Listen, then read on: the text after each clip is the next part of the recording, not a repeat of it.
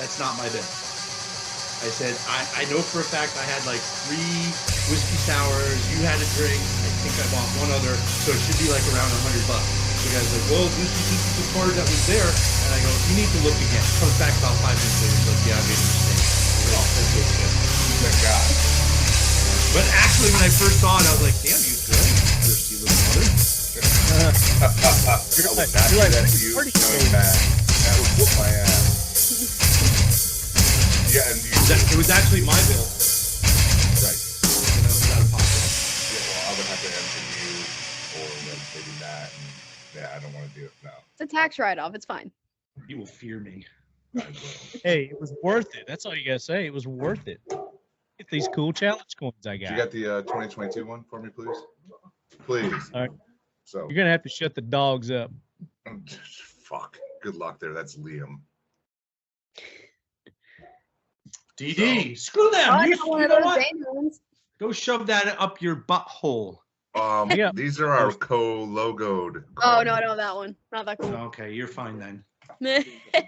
So yeah, I will have to. Don't logoed them. When did you do that? A little while ago, all numbered, individually numbered. And then our 2022 coin. Ooh, oh, snap. Better send that to me. You know, I got extra for you guys. So, Maddie, I wouldn't even lower my. I wouldn't even lower myself. I didn't even ask because I knew it was coming. I didn't have to be all.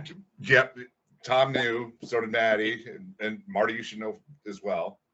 Hey, do you guys have the swag and stuff you got? I want you to show your swag that you got too. That's it. That's all I got. I got like a few patches. They really didn't hand out that much this year. The patch game sucked. The patch game sucked. Okay. I'll give you one though, Maddie. I got a few. Maybe. Hold on. You need one of these. Oh yeah, you need one of those. Oh yeah, that's sitting on the roof of my FJ. No, the patch game was lame-o. So the patches suck. Yep. We're doing the show now. This is the show. I'm doing it. I don't know when Andrew's gonna show up. He'll probably show up right on time. What is that? So we're looking at swag. Copies of War. Elaine. All right, you see this shirt, right? I know exactly. I emailed Zach today. But wait, there's more. You missed out on this, Maddie. Oh, you got the Sparland ones. I got the. Oh no, this is a Angstead. Is that a purse? You got a purse, Bill? It goes in your plate carrier. Yeah, it's a purse. Oh, you bastard! You got the actual Poppies of War shirt. Or no, jacket. Oh, jacket. Yeah. And who makes those? Addie gear. Addie. But wait, there's still more. See, Tom's kicking my ass today. So for our audience who is doing the audio only, you got to go to our video to see all this. It's visual. It's a visual show. Tom's pulling something else out of it. Wait, are we recording this right now? I'm recording. This is too. He always does. Oh, I was like, I don't think anybody said anything that we couldn't put out there yet. So if there is, I'll edit it. We're still waiting on Andrew too, but we'll go ahead and get started. So while you guys are dicking around there, let's welcome in the audience. So Lead Heads, we're back with another episode of the Talking Lead podcast. Thanks for tuning in. If you didn't get an opportunity, make sure you go back to the last couple of episodes where we had the author of the Bob Lee Swagger series, Stephen Hunter. Great author, great dude. He's a 2A proponent, and he's known for getting very detailed with his firearms description and kit description in his novels. This is his 12th novel in the Bob Lee Swagger series called Targeted. So if you haven't had an opportunity to go, and it should be released now. What is today? The 20th? Yeah, it's out in stores. You can buy it. So if you're a big Bob Lee Swagger fan, you know who Bob Lee Swagger is, Maddie? heard the name. Did you watch the movie Shooter? No. You haven't seen Shooter with Mark Wahlberg? No, I haven't, honestly. You got to go back and watch that movie. You'll like Okay, it. I've seen it like 3 times. I love that Yeah. movie. 3. I've seen it like 3 times a week. It's a really good movie. Is that good? It's a good movie. It's a pretty good movie. So it's based on his first novel in that series called Point of Impact. So make sure you guys go back, check out that episode. And we talk about a whole lot more than just his book. Brian Keeney co-hosts with me on that episode. And, of course, it gets a little brainy. You guys know Brian. He's a big engineer dude with the big brain. So he had some big questions. I felt I was insecure with my questions. I was like, when you going to kill somebody next in your book, boy? Kind of like my dumpy I love question. you. Huh? Kind of like my dumpy question. Fuckers. Kind of like Bill's dumpy questions that he posts to try to win prizes. And then before that, we had our AK Corner Season 4 kickoff. And I just got this from Mission First. As everybody knows, Mission First is a sponsor of the Talking Lead podcast. And this is the cool dump trays that they made for our guests that we had on the season finale of the Talking Lead AK Corner. The one where we had Jim Fuller and Sonny Pazikas and Jeff Kirkham and all kinds of cool people. Marco Vorbiv. You guys see that? Very nice. It's an AK. Very nice. It's pretty cool. So those were specially made for our guests.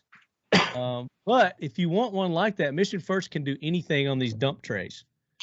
So get in touch with missionfirsttactical.com. Let them know you're Leadhead. Use the code Leadhead, and you're going to get 20% off any of your orders there. Here's some that we've done in the past with them.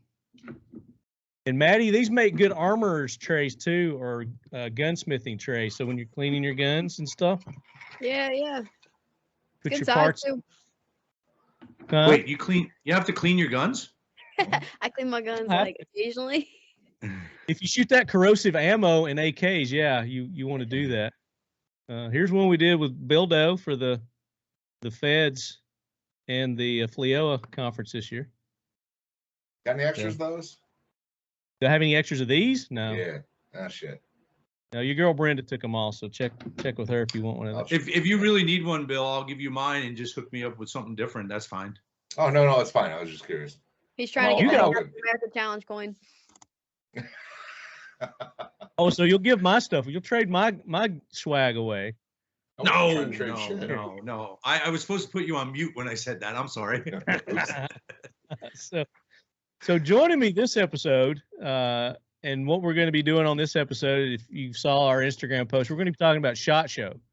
So our guests today were people who attended SHOT Show and actually walked around and got to see everything. So we're going to get their perspective on SHOT Show, talk about a few other things. I talked to some of the vendors that were there also and got some feedback from them, just to kind of see if it was a triumphant return or if it was a bust.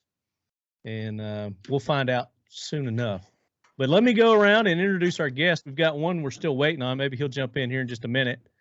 And I'll start with the most senior of our guests, as in you've been on more times than anybody that's on here. Billdo-T-Baggins, ladies and gentlemen. Billdo, welcome in. Thank you. Don't You're forget from the Michigan Hampshire. Billdo-T-Baggins from the Michigan Shire of the Hamps. Welcome in, Bill. Thanks, buddy. Good to be back. It's been a while. So you went to SHOT Show and you were representing Talking Lead along with FLIOA. Yes, sir. And we'll talk about that. Yep. Also joining us, this is his third? Is this your third time? Fourth time? Just two? Ooh. Just two. I thought you've been on at least three. Nope, FLIOA, and this. And that, That's okay. it. That's You it. weren't on the prior FLIOA? Yeah, okay. So, What ladies cracks and me gentlemen- up is when Bill introduces me, he says, yeah, we know each other, and we all think about it and go like 3-4 years, and they're like, no, it's just been a year, man. Year. Yeah. It's been a year, yeah. Thomas Kane with INFORCE but he's here as Thomas Kane today. Oh, all right. All right. And you can talk. We're going to talk INFORCE too, because INFORCE has got some new stuff that we want to talk about. So yeah, definitely. Got it right here. Talk about that. And then a newbie. We've got a new guy, and sometimes a girl joining us. It's Maddie Scholar. Scholar, yeah. Is that you say it Scholar? Okay. Yeah. I just call her Maddy Dawg. That's her handle on Instagram. If you go to Maddy Dawg Training, you'll find her there. And we met at the Georgia event. Yeah, I think it was the Big Daddy Unlimited whole weekend. Yeah. I can't remember who introduced us, but I think it was Jason. Yeah. It was Jason. Yeah. It was Jason. Excuse me. Yeah, Jason with Daniel Defense. So thanks to Jason for making that intro. We're going to learn more about Maddie as we get into the show. She's got her own training company, but go check her out on the grams. It's at Maddy Dawg Training. I think it's Maddy Dawg _training. One of the two. Something like that. But you'll find her there. What I thought was really cool, and I want to talk about it, is you've got this post of you on a biplane. And I want to talk about that. And you got a video too, right? I do have a video. And that's really you. Yep. Oh shit. Okay, yeah, we got to talk about that. That's gonna be awesome. That's gonna be fun. And then maybe joining us, he's running a few minutes late. Apparently, I'll make sure I didn't get a text. He joined us a few episodes back. Andrew Cousins with Forward Movement Training, and he also is an author. He wrote the novel A Failed State. Is going to be joining us too. He was walking around, and I think when he was on our last show, he mentioned that they were in search of a new virtual trainer or simulator or something like that. So we'll see how successful he was in those endeavors as well. So welcome in, everybody. Appreciate you joining us. Thanks. Don't everybody talk at once. Yeah. Woo! Yay. Be on the show. I remember the first time I worked with you, and like we were chatting, and then all of a sudden you hit the play button, and it was like, Yep. He just crickets. No, it's not video, dude. It's just voice. Oh, my bad. Whereas this one's video. This one's video Yeah. and voice. So I got dressed up for the occasion. you're getting the best of both worlds on this one. So I didn't prepare you guys for the jack wagon segment. So I'm sure nobody has jack wagons or anything like that. So we'll probably skip that segment this episode. I don't have anybody that comes to mind for jack wagon.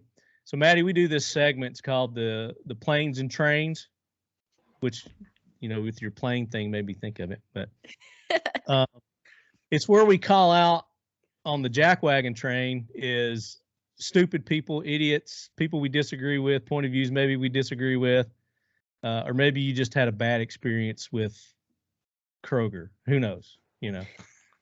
I got you. You just want to vent. So it's a good venting segment. So if anything comes to mind, we could do the train. You have anybody you want to call out? I do not. Be totally honest with you. Happy you go on with everybody. I figured Bill won't call out anybody. He's just that way. Tom, I know you could get somebody to flip up a hat. So Hoorah, Semper Fi, do or die, hold 'em high at 8th and I. It is time for the talking lead jack wagon of the week, so brace yourself, baby. You want to call somebody out? I think the one recently in my mind was actually it has to do with SHOT Show. There was a heavy reinforcement of masks, and I kind of feel at this point that if you want to do your part and wear a mask, I mean, there's some people out there that should wear masks, but I don't want to get into that right now. But hey, wear a mask, protect yourself. But if you choose not to be protected and other people have a mask on, I think people that don't wear masks are on the same playing field as the other people that don't wear a mask, meaning they're not worried. They understand they're taking a risk. And the people that are still going to be protected. Somebody next to me wearing a mask and I'm not, I've got a mask on. No big deal. But I think they were very heavy-handed during SHOT to the point it made people a bit uncomfortable, almost a Gestapo type enforcement, and I think it put not only the enforcers in a bad spot, but it just didn't shine a good light on SHOT Show. Yeah, that's a good point, and I'm glad you brought that up because that's perfect for the jack wagon, because I've talked to several people and that was kind of a thing. So before I get into what I've heard, let's go around the table here. Maddie, what was your experience with that? Like with the mask, all the mask stuff. Yeah. I don't know. The way they enforced it was kind of aggressive. I watched one of the safety officers like scream across the floor at this one guy for not wearing a mask, and I was like, no, there's better ways to handle it. She could have walked up to him directly, or like pulled him aside, or just not embarrassed him, I guess. Like I thought that was kind of uncalled for, and I saw that multiple times in like various degrees, I guess. But yeah, it was kind of off. Was it the hotel or the event that was enforcing it? It wasn't actually the NSSF. It was the hotel staff, wasn't it? I don't know. It was like because they had safety officer on their shirt. I don't know if it was from SHOT Show or if it was contracted through the hotel. I don't know. I assume it's from SHOT Show. They got to use union for most of that stuff, so probably some venue union group. I'm sure probably was different. Like the same people with signs. I saw it at the hotels, like at the main gates and stuff when you go to your room. And I'll be honest with you, they were classy about it. And if you didn't have one, they'd hand you one. Not a big deal. But I think in the venue itself it was very, excuse me, I'm gonna sneeze, heavy-handed and aggressive, actually aggressive. And I think in any other forum, if somebody came up to me like that, I'm not saying they would have caught hands, but yeah, I think a lot of people were respectful, trying to be pretty respectful to the event, but at the same time, it was like Addie said. Bill, what was your experience? Same as Maddie and Tom, but I actually thought of a hero, and I'll get to that when we get there. Okay. Yeah, the first couple of days were really bad. Even when I walked in my hotel with plexiglass up, I was asked to put a mask on, and I'm just sitting there. You gotta be fucking kidding me! I'm this far away from you with plexiglass, and whatever. But at the show, yeah, same thing as Maddie, same thing as Tom. It was pretty heavy-handed. And I'm just specifically talking about the show, but outside the show, they were still doing that in the hotels and the casinos. I understood that you couldn't gamble unless you wore a mask. Couldn't go to a table unless you wore a mask at some hotels. No? I didn't notice that, but in general, were like every time you walk in, they'd be like, "Hey, put a mask on." But it was like, at least they would hand you one if you didn't have it, because a lot of the times, like I'm from Georgia, they don't really enforce that here. So I totally forget. I walk out of my hotel and not remember to bring my mask, but at least they would hand it to you when you probably ask you, as opposed to yelling at you across the room. But yeah. So I talked to some people, and they said, and then at the show specifically, they said the first day and a half, they were really stringent about it, and yeah, like you said, calling people out, being real Gestapos about it, douchebags about it. But as the show went on and I guess whatever, they got more laxed, then they weren't really as stringent about it. And most of the pictures that I've seen with people doing their Instagram stuff and Facebook and posts, they're not wearing masks, and people in the background aren't wearing masks. Right. And there's some vendors that I talked to, and they were like, they were telling me that if you got 3 warnings, they would kick you out. You got 3 warnings on mask, and on your 3rd one, they would kick you out. I didn't hear that happen to one person. Bill and I know somebody who I guess got close to that, but then they bowed up and used their money power, as a SHOT Show vendor, and said, "Hey, fuck you. You're going to pull this shit on us. We'll pull our shit and we'll get the fuck out of here." And that's my hero. Yeah. And they shut the fuck up and left him alone. Yeah. After that allegedly happened, everything chilled way the hell down. So that was kudos to that company for having balls. So yeah, I was happy. And I think the whole hypocrisy, the whole hypocrisy of it is you go to Circle Bar and there's 400, 800 people standing elbow to elbow and it's completely okay. So, you can't, I understand that it stops the spread, it slows it down, but at the same time, it really doesn't though, and it's not been proven that it does. Actually, Right. it's been proven that it doesn't. So Yep. it does not stop the spread. It doesn't prevent it. It doesn't stop it. It's useless. It's a mechanism that they use. It's a device for control and for show. It's like, oh, at least we're doing something. Yeah. Well, are you really? You're really not. So It is I a false wanted to sense talk of about security. that because that was another thing too. And I know some of the companies required their employees to have vaccinations if they were going to attend. And you didn't see some people there because of that as well. They're like, no, I just won't go then, which I'm sure they were happy. It's like, oh, and probably some that were vaccinated said, no, I haven't been vaccinated. I don't gotta go. Yay.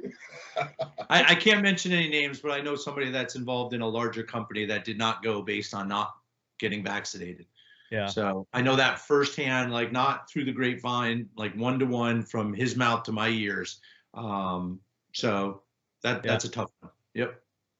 I've heard of another one also, and I verified it with 2 people. So, yeah, that was a thing. But once they were there, the mask thing, they've started off trying to flex and enforce it, and then it petered out after they realized the crowd that they were dealing with, I guess, for the most part. So, kudos to everybody. And I shouldn't say that. I know another guy be on here. Cut. Yeah, I know another guy didn't wear a mask the entire time he was in Vegas. Didn't wear it one single time anywhere. So I'm surprised at they the let them in the show- stores because, like, when I would walk into a store, if I forgot to put it on or whatever, they would immediately tell me basically put it on or leave, and I would just leave. So well, I was that- surprised yeah, I didn't anywhere. yeah, and that's what he would do too. He's like, oh, guess what? You don't get my money. Bye. Yeah. Peace out. And that's what you got to do. And that's how you combat this is you just got to say, no, forget it. Okay. You don't get my money.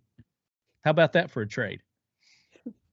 So moving on from the masses. So that's a good jackwagon. That's a perfect jackwagon, Thomas. Thank you for bringing that up. My brother. And then of course the heroes, Bill is calling out the company that stood up and said, screw you off for this crap. So and we can't say who it is because we don't want to put anybody in a bad position. Yeah, they flopped down their one fuck. Nice. What about you got? You got any heroes to counteract our jackwagons? You got anybody that's done something awesome or that you've heard that has done something awesome in our community or in our world that deserves recognition over these past few weeks? Anybody stand out? Isn't that sad? There's probably I'm thinking about it and I'm like, I'm sure there is. I just can't think of something right at this I know. As soon as second. we get off here, we'll think of like 20. You're like, oh, Yeah, exactly. This Be like person, laying this in bed tonight and be like, oh man, I should have said that. Yeah.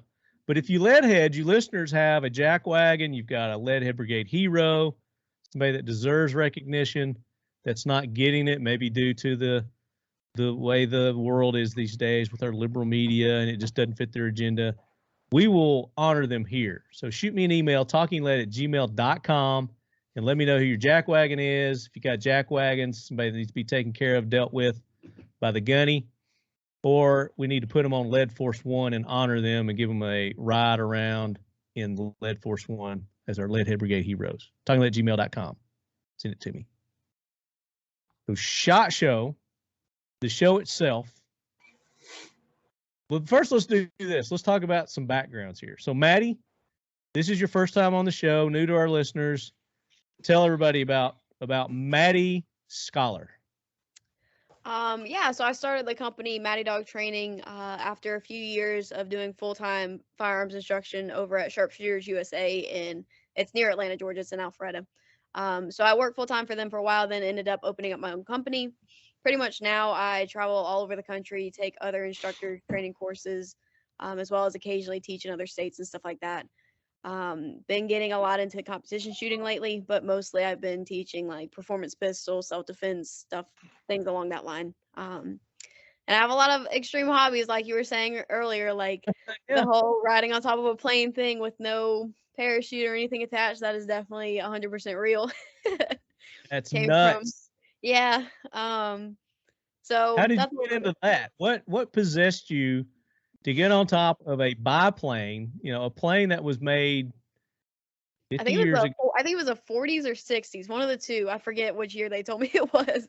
Yeah, and get on top of it without a parachute and do your thing.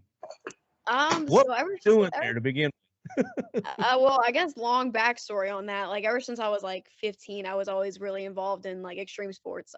Like growing up, I taught scuba diving for a living. That's what I did in high school and everything. So I did a lot of scuba diving, a lot of skydiving. Certified Patty right here, baby.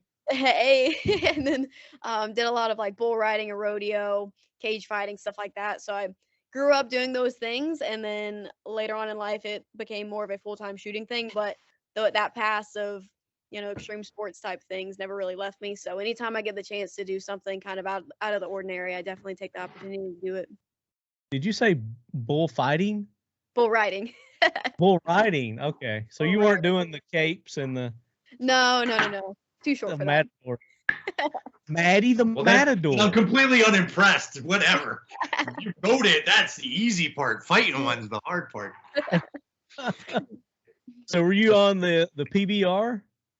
I was not that cool. No, but I did go watch the PBR last weekend, which was awesome. Yeah, I heard Tia went. My girlfriend went to that. She was there. Oh yeah. Was it which one? Like which weekend? Last weekend. This past weekend. Oh, okay. Was she in Georgia? She works in the entertainment industry. Okay. She's working on some TV show, something about vampires or something. I don't know, but she stays down there while she's working on the show. Oh, that's awesome. Yeah, I was there too. I'm a little embarrassed when you guys said PBR. I thought Pabst Blue Ribbon, but that's just Same here, Tom. Bill and I were like, we're part of PBR. Yeah. Pro bull riding. Pro bull riding. Yeah, that's like the NBA of bull riding. Basically, yeah. NFL of bull riding. I wanted to go. I've never been to one, not a professional one. That's the profession. That's the big one. I will say though, the local events are just as good though, because it's local guys. It's just really fun. Yeah. So back to the plane. Why did you get on the plane? So I was actually up doing like a training related like trip up in Washington State.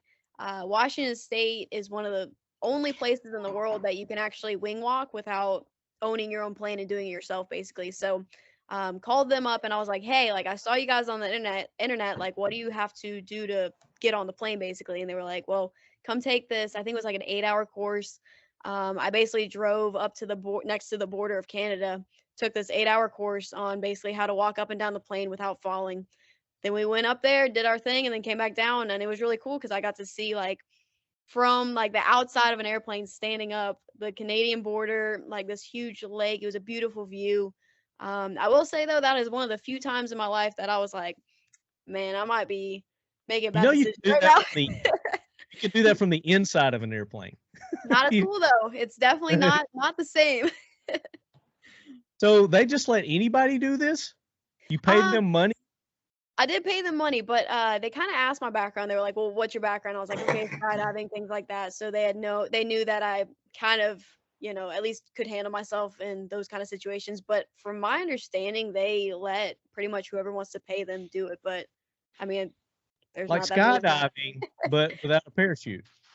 Yeah, exactly. Because if you have a parachute on a plane that's like externally built, if it accidentally opens before you mean for it to, it's going to take the entire plane down. So like it's counterintuitive basically to wear a parachute when you're on the outside, I guess. No, it's not. It's funny. I want to know. Not an airplane without a parachute. How do you get your certificate? You live, and then when you land, they go, and then they present you the certificate that says you have passed. Actually, it was really funny. It was adorable actually, because like when I got off the plane, her daughter, like the owner's daughter, walked up to me and handed me a challenge coin and was like, "Here you go, congrats on like your ride and like completing it, everything." Congrats on not dying. Exactly. And I was like, awesome. The coin says you lived. I think it says like survive Mason Academy of Wing Walking or something like that. I should have grabbed it before I came here. What kind of insurance do you have to do that? So that's the problem. They don't really make insurance for stuff like that. Right. Oh my gosh. So as you're doing this, there's no safety wires or anything?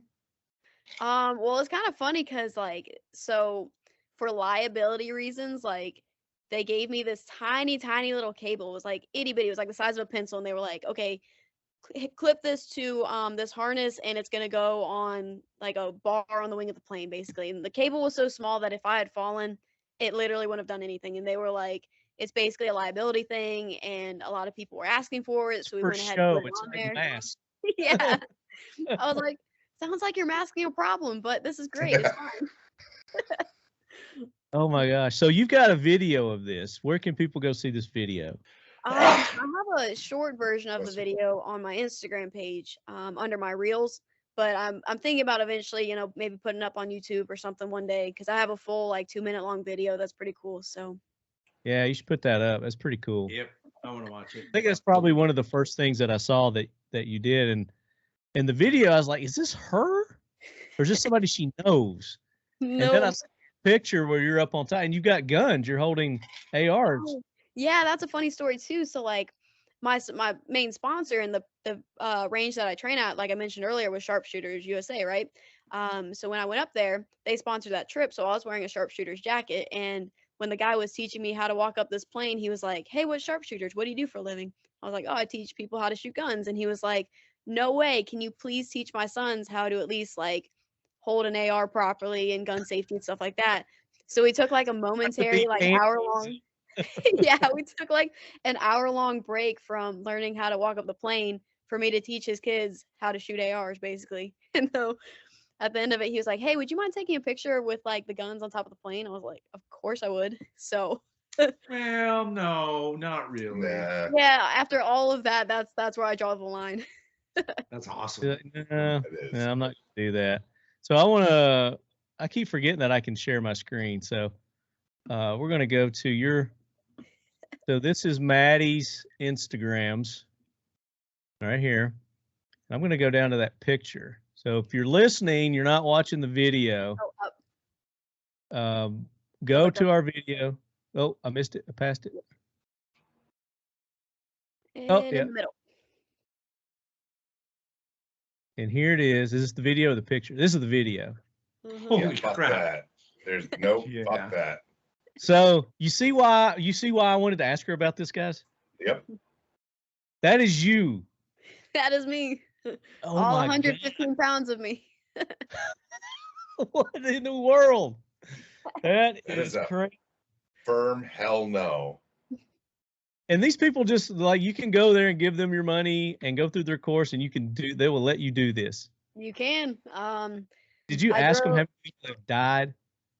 I did Before you- actually. That was one of the first things I asked them, and they were like, "Nope, we're good." Apparently, human grasp reflex, like how firmly we hold on to things when we're scared, really, really works. Oh my God. So you got just a little cable that's locked in there. If you fall, you're going to go that way and you're going to be dangling.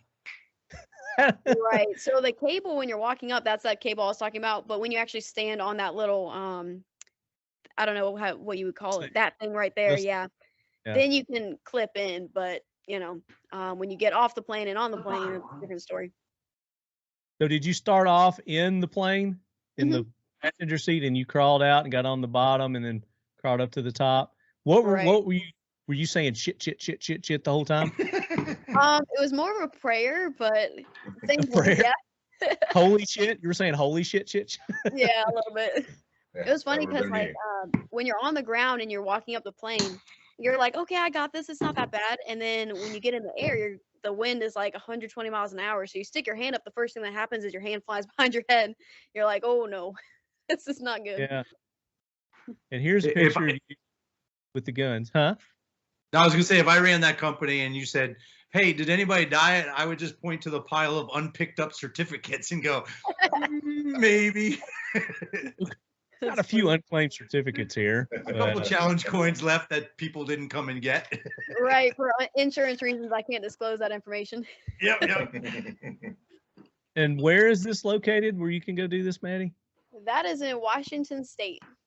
Washington State. Okay. Mhm. And what I do you recommend remember? going in the summer when it's warm. What's the name of the company? Mason Wing Walking.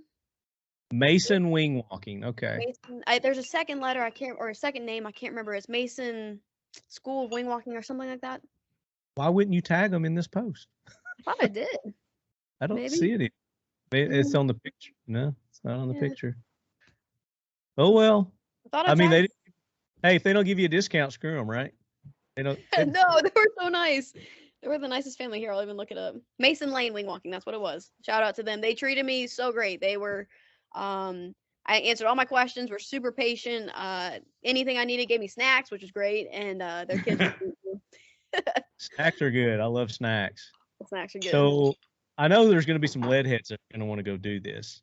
So if any of you lead heads go and do this, you got to let me know. I will Send go me a with you. video too. Yeah. No, I will go. I will go and watch. I'm not going to do it. I was about to say I'm I'll not take even you up on that. skydive. I won't even skydive, so I'm definitely not going to do that. I would fly the plane, but I wouldn't do that. That's Very funny. cool. And then of course you got your training company, which is Maddy Dawg Training, and you're based out of Georgia, as you stated. And do you have a website where people can go and sign up for classes or see what kind of classes you offer? So all classes you can sign up through ssusa.co. That's Sharpshooter's website. So anything you see on their website that has to do with pistol, that's usually my class. If anybody has questions, feel free to shoot me a DM or shoot them a DM on Instagram. But yeah, that's usually the website I run all my stuff through. Okay. Now you mentioned that you're getting into the competition shooting, 3-gun. Tom does a little bit of that himself. Oh yeah? Tom? A little bit. Local, nothing big deal. Not as you should have let Maddie gone last because I'm like she's just a superhero, man. I'm like bam. But I do shoot. I've done 3-gun, I've done IDPA and stuff like that. So Cool. yeah, I just think it makes you a better shooter. Oh, in 100%. In Right, general. right. You know, Can I we pull your don't social feeds up, Tom? say that again. Can I pull your social medias up? Do you want people to know your social medias? Oh, I don't care. Okay. There's nothing protected out there. We're good. Well, some people don't. No, we're good. Yeah, there I am. Yeah. There's Wow. He's TK Tactical with a K. TKTAKTICAL. So nobody ever. You might get it, but because my initials are TK, I did the TK and another TK. So that's why I spelled tactical wrong, because there's another K in there. So Eddie. I spell the AK corner with a K. There you go. So you get it. Sharing the screen so you can't see it, but yeah. Anywho, but so Maddie, how did you get into the competition shooting, and how are you doing so far? So I got into competition probably about maybe 6 months ago. I was out there training with Sean Burrows, who's like a phenomenal USPSA free gunner, like does everything. Stand by. Whoever's clacking shit, mute yourself. You do that. All right. Sorry, Maddie. Go ahead. Oh, you're okay. So I went out and trained with Sean Burrows in Utah for a little bit. He was teaching me some competition stuff, and so when I came back, I was like, okay, I'm ready for my first match. I don't do the 3-gun. I just do USPSA right now, but I really love it because it's taught me more about my shooting, like fundamental wise and performance wise, than like anything else, right? It gives you an opportunity to really just kind of hone cognitive skills, learn how to think fast, how to decipher information quickly, and things like that. And so there's not a downside to it that I can think of, at least. No, definitely not. Have you got any competitions coming up? Any matches coming up? Yeah, I do a local one every Monday night at Sharpshooters, and then I do a few of the other local ones on the outdoor ranges. So just scattered throughout this month. Nothing big, just local stuff. Yeah. Hey, Tom, do you see this? Wait, let me stop sharing. Stop sharing.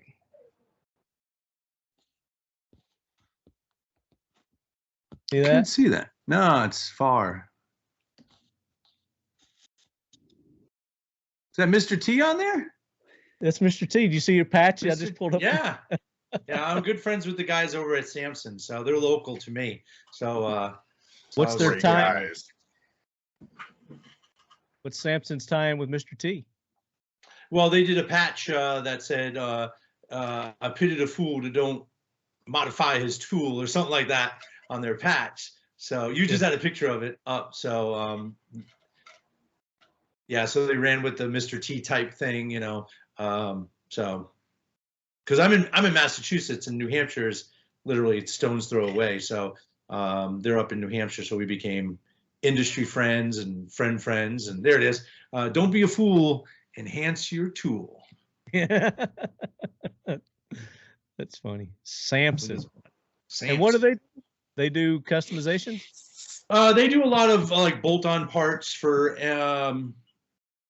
ARs, Mini 14s, a lot of like grip modules and stuff like that. So they do a good job. I think they do some optic mounts too, which I think for the price and what they are is pretty decent. Okay, very cool. And they're up there in New Hampshire? New Hampshire. In New Hampshire. Can't get there from here. So we've had you on. We talked about your background a little bit. You also have a medical background. Talk about that, Tom. I do. I'm an RN by trade. Worked in the emergency system for a really long time, and then also on the side, psych stuff. I really have a sweet spot for people that are hurting inside, and you know, so I always wanted to make sure they had a voice while I was working as a nurse. And then I worked as a, believe it or not, as a school nurse for 8 years in the inner city, and I'd go to work like this, like this, just beard, tattoos. Kids would come in, you know, give you a Band-Aid. Well, say please, you know, just trying to help these kids be better and healthy and, you know, have a nice connection to the community. That's cool. Now you also, going back further than that, you also did some other stuff. Talk about your prior life, what you did. I'm trying to think what you're talking about. Well, I was a wee little lad in New York. I grew up in New York City. It was, you know, I rode bicycles and stuff. Very exciting. Not like Maddie though. One time I let go of the handlebars. That was crazy. Bill and I at SHOT Show riding the escalator. We didn't hold on to the handrails. We were daring. Kicked it hardcore. People were like, "Get COVID, guys." No, I've been a nurse for a really long time, and then got into shooting, and then I took that medical training and adapt that into firearms, and then I became a officer down rescue instructor. So I work with police officers, or I did. Right now, sort of with COVID, things have dried up a bit, but and so I work with police officers how to make sure they're being safe under live fire. So a lot more advanced than just, you know, first aid and stuff. And now I do a civilian course called BTI, Basic Trauma Intervention, where I teach civilians how to treat trauma injuries. So they tend to be a lot like obsessed with gunshot wounds, but really I try to focus on other things. So prior to that. Well, what? I don't know where you're getting at. We talked about it offline. You had a joke to go along with it. Oh!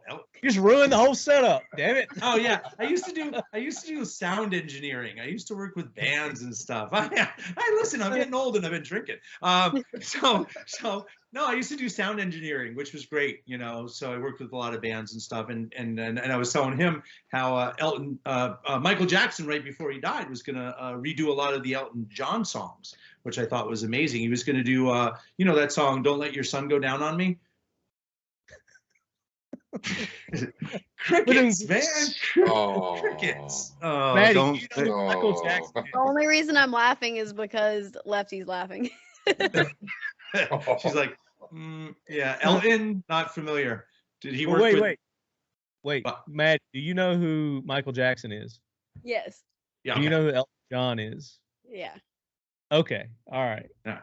So you're do you know young. this song? Do you know this song? Don't Let the Sun Go Down on Me? No. Oh, well, Michael's version was Don't Let Your Sun Go Down on Me. Oh, I see what you're saying. He was a little bit of a Allegedly. Allegedly. Let's not trash the good name of Michael Jackson. Thriller, baby. Greatest song of all time. Thriller. Yeah. Do you know the Thriller song, Maddie? Yes, I do Yeah. know that. I'm not totally under a rock. Well, I mean, I just don't No, really she's watch on a plane. Yeah, I was busy doing things on planes. you actually get out and live life. So I was, I wouldn't hold it against you if you hadn't, And then, of course, everybody knows Billdo. Yep. Frequent guest of the show. Everybody knows Billdo. So we're Yep. not going to go into Billdo there. Nope. But let's talk about shot. So were you Maddie? This is your first shot. Tom is with INFORCE, but INFORCE wasn't set up, so Tom got an opportunity to walk around and see the show and see things.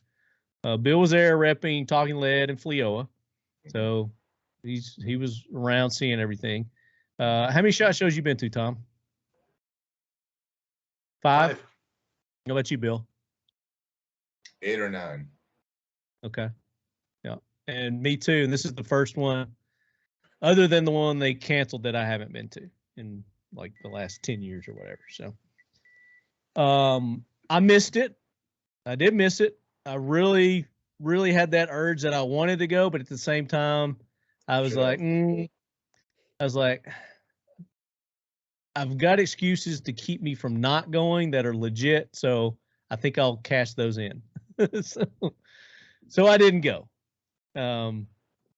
But that's why I have you guys on. I want you to fill me in on what all I missed, what all our listeners missed. And there were some listeners that were there too.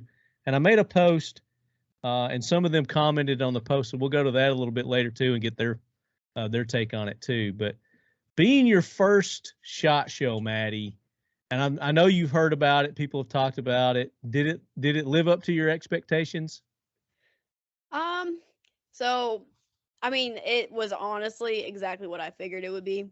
The only thing Okay. I wasn't, yeah, I mean, it was a convention. So, the only thing that really kind of surprised me was, and it really wasn't a surprise knowing what's happening with coronavirus and everything, but I did hear that it was like shoulder to shoulder every single year. There was like not that many people there this year. So, Assholes to elbows every year. yeah, so I was like Absolutely. actually kind of happy about that though, because honestly, like crowds are not my thing anyway. So, Yeah, and I think probably a lot of the stuff too, people didn't go and do the extra mile that they normally do to try to one up every year. right.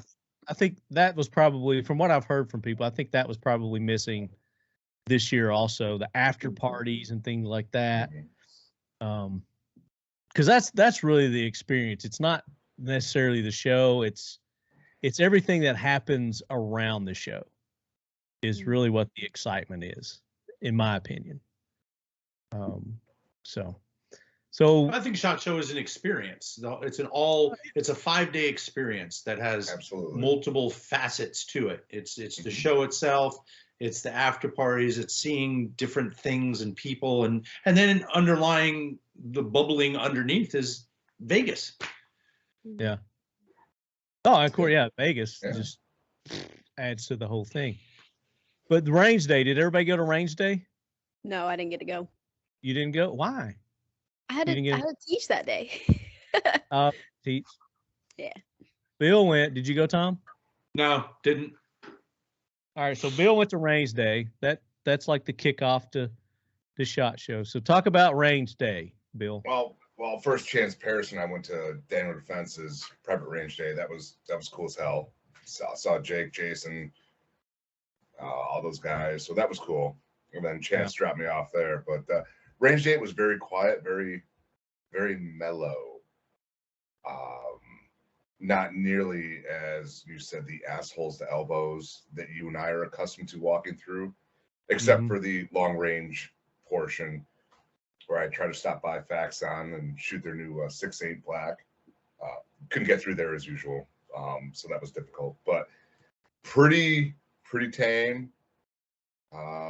Didn't get a whole lot of shooting in just because the range rules were very different this year. Talk about them. Oh, so example I stopped by Walther's booth to talk to a guy there I know, and you get stopped at the front of the booth, and no, I can't do it right now. No, sorry. Thanks, honey. Elaine trying to feed me, but it's not going to work out while trying to do all this. So I'll just keep drinking. Anyway, you get stopped at the front of the booth, and then. And now Elaine's going to yell at me because you missed dinner.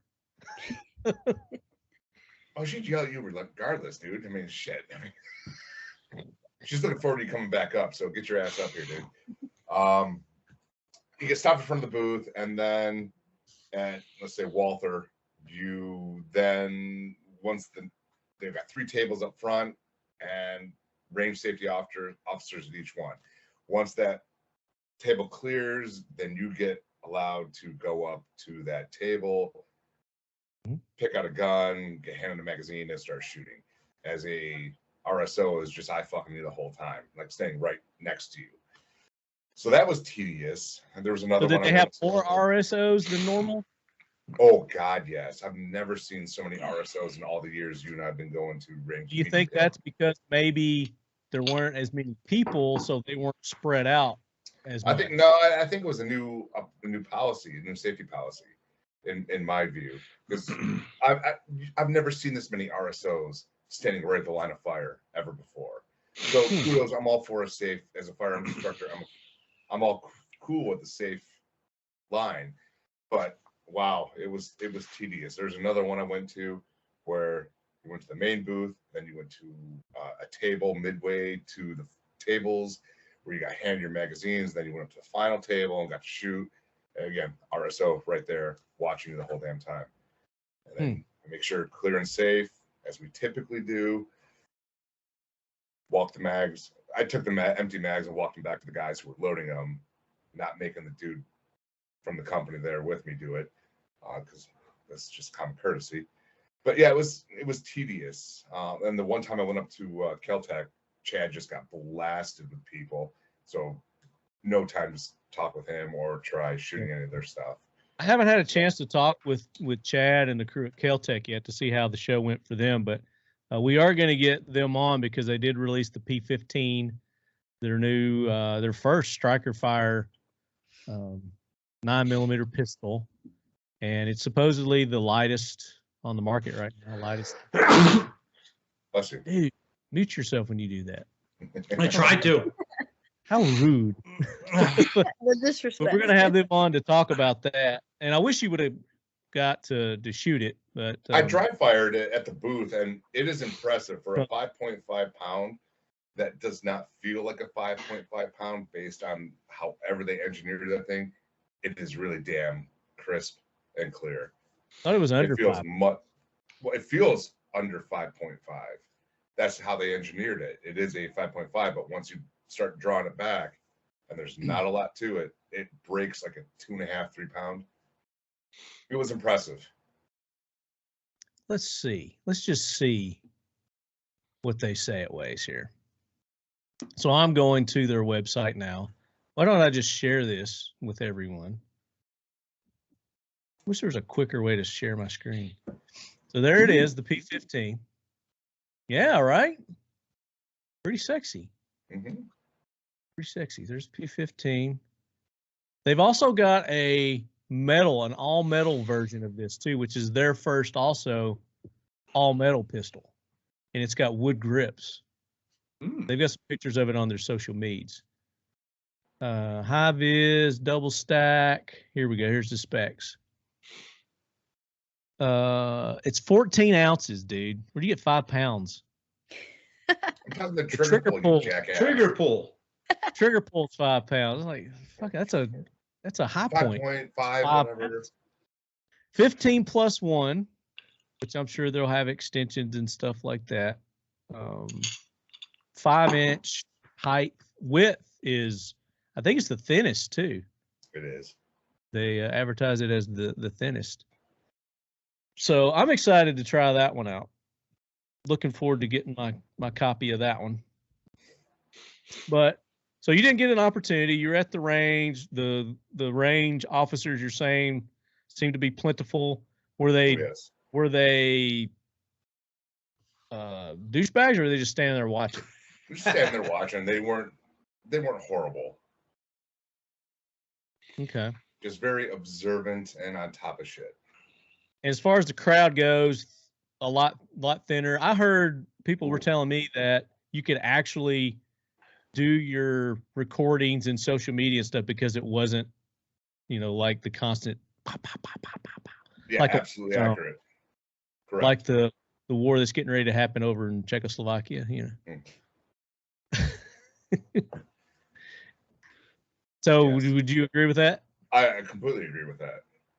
And you went later in the day, though, right? I got there about 11:30 a.m. and that's not too bad.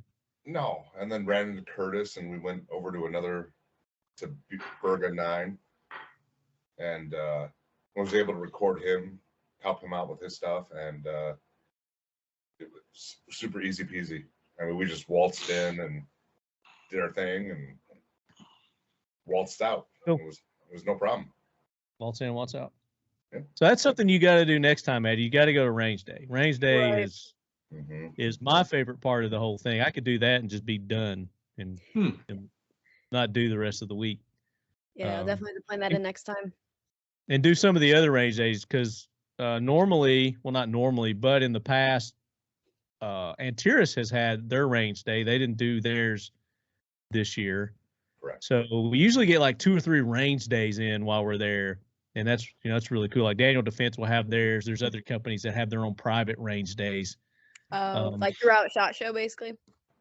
Yeah. Even on Monday. Usually the days media before. day. Oh, okay. Yeah, like Sunday, Saturday, Sunday, Monday. Right. People... Did you get to shoot with the Riz 3 rail at all? If I did, I don't remember which weapon that was. Yeah. Chance Paris and I just got handed mags and we just went dumping rounds. So we had a good time doing that and talking with Jason, Jake. It was a good range day there with those guys.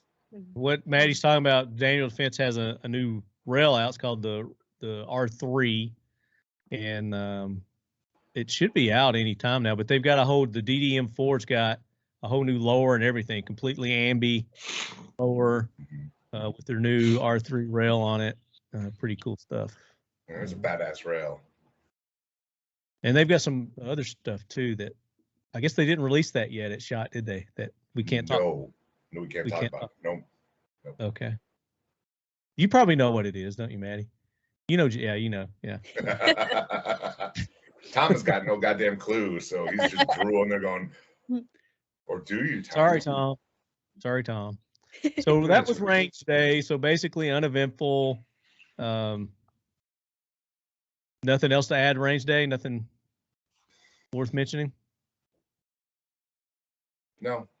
Okay. All right. So let's get to day one. Day one of SHOT Show. Did you fly in that night, the night before, Maddie? I think I flew in Monday night. Yeah, the night of the range day. I got in pretty late though. So you were there first thing for the floor. Right. Okay. Which I literally got lost probably 4,000 times throughout the entire week. I was like, there's no way. Easy to do. Yeah. Like trying to get to it? Well, no, it was more getting once you got inside the hotel, unless you were just following the crowd. We went in like a back way at first, and it took us like 45 minutes to get there. To get to the actual convention. Like where the vendors are, yeah. Yeah, I got you. So normally they have pretty good signage to direct people. Were they lacking this year on that?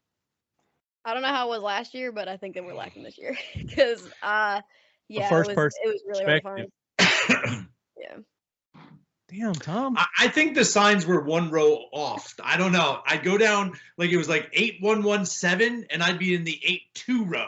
I don't know if somebody screwed it by one row over, but every time I went down a row, it was the wrong numbers for me. But Dewey Decimal System was never a thing for me. So well, the map was also like near impossible to read because the numbers were so small on the map, and it just had numbers, and then it had like a coordinating list of vendors and stuff like that. So it was really hard to see when they had the blown up map like stationed on various vendor booths or whatever. It was just hard to read without the actual key. Did you download the app? I couldn't really get it to work on my phone, so I've had that That might be issue why. before. Yeah, I've had that one happen to me before. rookie mistake. No, it depends on the app. I've even never though- used the app. I've never used the app. Oh, I need Really? to use it to I love find the where app. the hell I'm going. I love the app.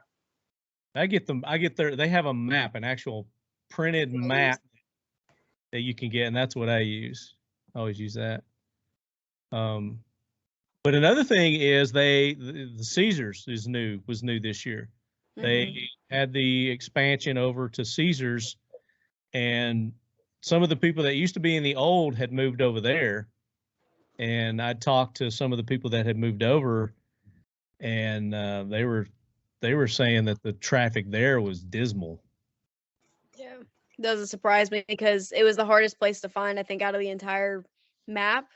And that's what they were saying. They're saying there were no people, like they'll direct you into the Venetian, the Palazzo, wherever it is. But there was nothing directing people to get to Caesars, how to get there. Right. Far left There's a- corner of the big room. Right. Did There's a y'all little see bit of signage? signage. There's a Did you see little bit, signage? not much. I mean, there was signs, but it'd be very generic, so it wasn't Yes. specific to where. I know that I missed an entire floor because there were booths on Instagram that I saw and I wanted to visit, and I just straight up couldn't find. So They could have benefited for some like big arrows, sticker arrows on the floor, just saying Caesars, just because it was so new and it was so different. Or Exactly. at least back corner of the room, follow the bridge, you're good to go. I went over there and visited some friends and whatnot. The rooms are it's cleaner there. It seemed a little brighter and a little bit That's what I more. heard. Yeah, That's what I it heard. seemed a little cleaner and nicer and newer. But it was like really like thin. Like they almost said, okay, we didn't get the amount of people that we wanted, so everybody gets 2 booth sides almost. It was very, very thin. Mm-hmm. I think that was a function of not as many attendees or vendors showing up. So both of those struck at the same time. Yep. So Agreed. yeah, So once they- I figured out where the hell it was. So it what I was- heard officially was there was like somewhere around 100 vendors that didn't show up. I mean, Makes sense. they might have had like their signage and stuff like that up, and we know a couple of companies that did that, Mhm. but they weren't, physically there. But there's thousands. I don't know how many like 2,000 vendors or something there. I don't know, something ridiculous. So, but it's surprising to me that everybody that I've talked to, except for maybe 1 or 2 people, said that they noticed. They could tell that it didn't seem like, they were like, there were a lot of vendors that weren't there. So there had to have been more than 100 that didn't show up. And I think it was probably some of the bigger ones, probably is why it seemed maybe more empty, and the fact that they moved a bunch of stuff over to Caesars. But I was talking to Dwight at Seal One, Mhm. and he felt that the signage was very lacking, and that's why they weren't getting the traffic over there in the Caesars area, because he said from Caesars to get to the Venetian, there was all kinds of signage and everything getting people there, but there was nothing reciprocal from the Right. Venetian to Caesars. As you're walking through the main hall. And they were Yeah, saying- I yeah, can agree with that. You were saying people were having to, they said, yeah, I had to take a shuttle to get over here, and blah, blah, blah, and like, Mhm. you didn't, because there's just a little bridge right there that you go across. I will say though, like anybody that I stopped and asked, like there was little booths everywhere with workers that were there just to help you with directions. Like every single person I asked for directions, they were the nicest people ever. Like they would sit there and look at the map with me. They draw little arrows, and like they were really helpful when you actually talk to them in person. Right. So that was a good thing. I think the employees did a really good job. So I've got the floor plan of this is level 2 up on the screen right here, and this is what Tom was talking about earlier as far as the rows. When you've got a map or you've got the app or whatever, it says booth 1242 427. Then you got to find the row, and then you got to go down that row, and then hopefully they're numerical and they line up, but you're saying they were probably off one, so you went down. It just felt like that. Like I would be in the 82, let's just use an example, 8200. And I would go down to what I thought was the 8200, and it would be 8300. I just felt like somebody screwed up by one. I don't know. It could be me. I just could be absolutely That's the way I feel every year, because I'm always like missing. It's like, it should be right here, and it should be easy. And then it's like 4 rows over, but I think they could have done a better job at incorporating the Caesars, especially just because it was so new. Because those of us that have been there 3-4 years, we know where everything is. You know, you know that you're gonna split Venetian and go down the hallway. You're gonna pass this, that, and the other thing, and then you're hitting the main rooms. When it came to Caesar, you get in. Yeah, I was completely confused. I only went down there once just because it was so damn far, and honestly, it wasn't worth it. At this point, maybe it'll get bigger. I have no idea.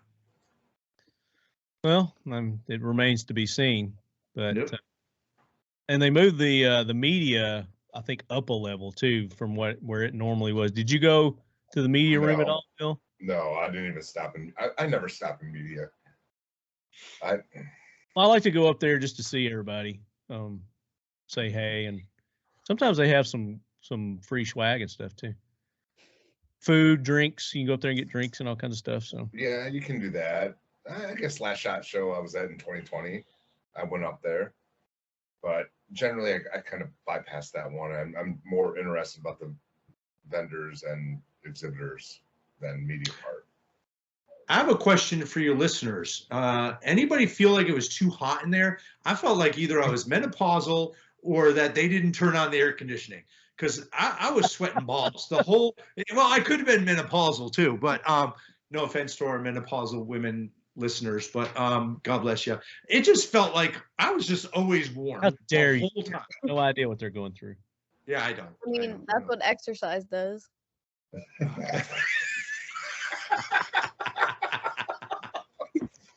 I knew you would. Oh, fuck you, Tom. I really liked Maddie starting off, but you know what? I knew she would fit in. That was spot on. She's like, I saw your gut in one of the pictures just a second ago. Fat ass. No wonder why you were warm. Comment In on the it. nicest way possible. Yeah. No, I just felt like the whole place was just too warm. I was just sweating my nuts off. Yeah. Facial hair. That's how I became menopausal. All right, let's talk about what you saw there that was cool. What did you see that was cool? Let's start with Maddie. What did you go there and you're just like, wow, this is cool. This is the coolest thing I've ever seen. I didn't really see anything that like blew my mind, because you can only reinvent the wheel so many times, I think. But I did see, this might not be cool to anybody else, but I think Cry Precision, goodness, I can't say that. Came out with a women's line like of clothes. I think it's just one shirt, one pair of pants, but like it's something, The start. It's a start, yeah. Yeah. So I was pretty excited about that. Seeing that's really cool. But yeah, that's one thing that stood out in my mind, I guess. What about something? Well, let's go around and say, what did you see, Tom, that you just thought was really cool? There really wasn't. Nothing really wowed me. I actually felt it was the other way. Years past, there was always some sort of energy that was exciting and new, and there was a buzz and this vibe. And I felt SHOT Show was kind of flat this year. I think it's twofold. I think a lot of people expressed that they got to speak to the real, like, people that really needed to be there, so the conversation quality was up. But I think that the effort, I think, for most of the booths was kind of like, same old. That's kind of and I've gotten mixed on this from the vendors that I talked to. There's some that were like, yes, it was great. I had an opportunity to actually meet with because for our listeners who don't know, this was originally set up as a buyer's show. This was a buyer's show. This wasn't the big, huge media affair marketing event that it's turned into be. It didn't start off that way. It was, this was the main show where these companies signed their buyers, got their orders for the year, or got a big chunk of them. But I've talked to some that they're just like, hey, I haven't taken an order at SHOT Show in years. It's just a marketing event for us. But then I've talked to others that, yes, that's what they use it for. And there were some that said, yes, we got quality time with our clients. We got to spend more time with them because we weren't having to deal with all the influencers and brochure grabbers that come by and, asking all the stupid questions. There was a few of those, but there was also, and it's probably about 50-50, that said, no, our people didn't show up. Our buyers weren't there. We didn't have an opportunity to do the business that we normally do. We probably did about 30% of what we normally do. So I was getting it from both scales. So, I guess it depended on who your client was, because big people like Davidson's weren't there. RSR wasn't there. These big buy groups that normally are there weren't there. And then some of the company like Ruger was a big one that wasn't there. Springfield was a big one that didn't show up. SIG. SIG. Enforce. Yes. Safariland. Yeah, Safariland. 511. Yeah. So I tell you, not having a booth was a godsend for us, in the fact that I did get to chat with a lot of people that I normally wouldn't be able to deal with or talk to about business.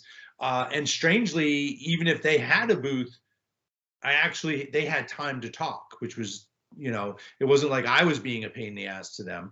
And again, walking through the hallways, I never felt claustrophobic. A lot of times I get angry, like, hell yes. I want to get back to my room, brush my teeth, wash my face, and it's like a wall of people. And again, it's double-edged sword. There's a pro to that, and there's also a con to that. But being able to have full conversations with people and making those connections again was amazing.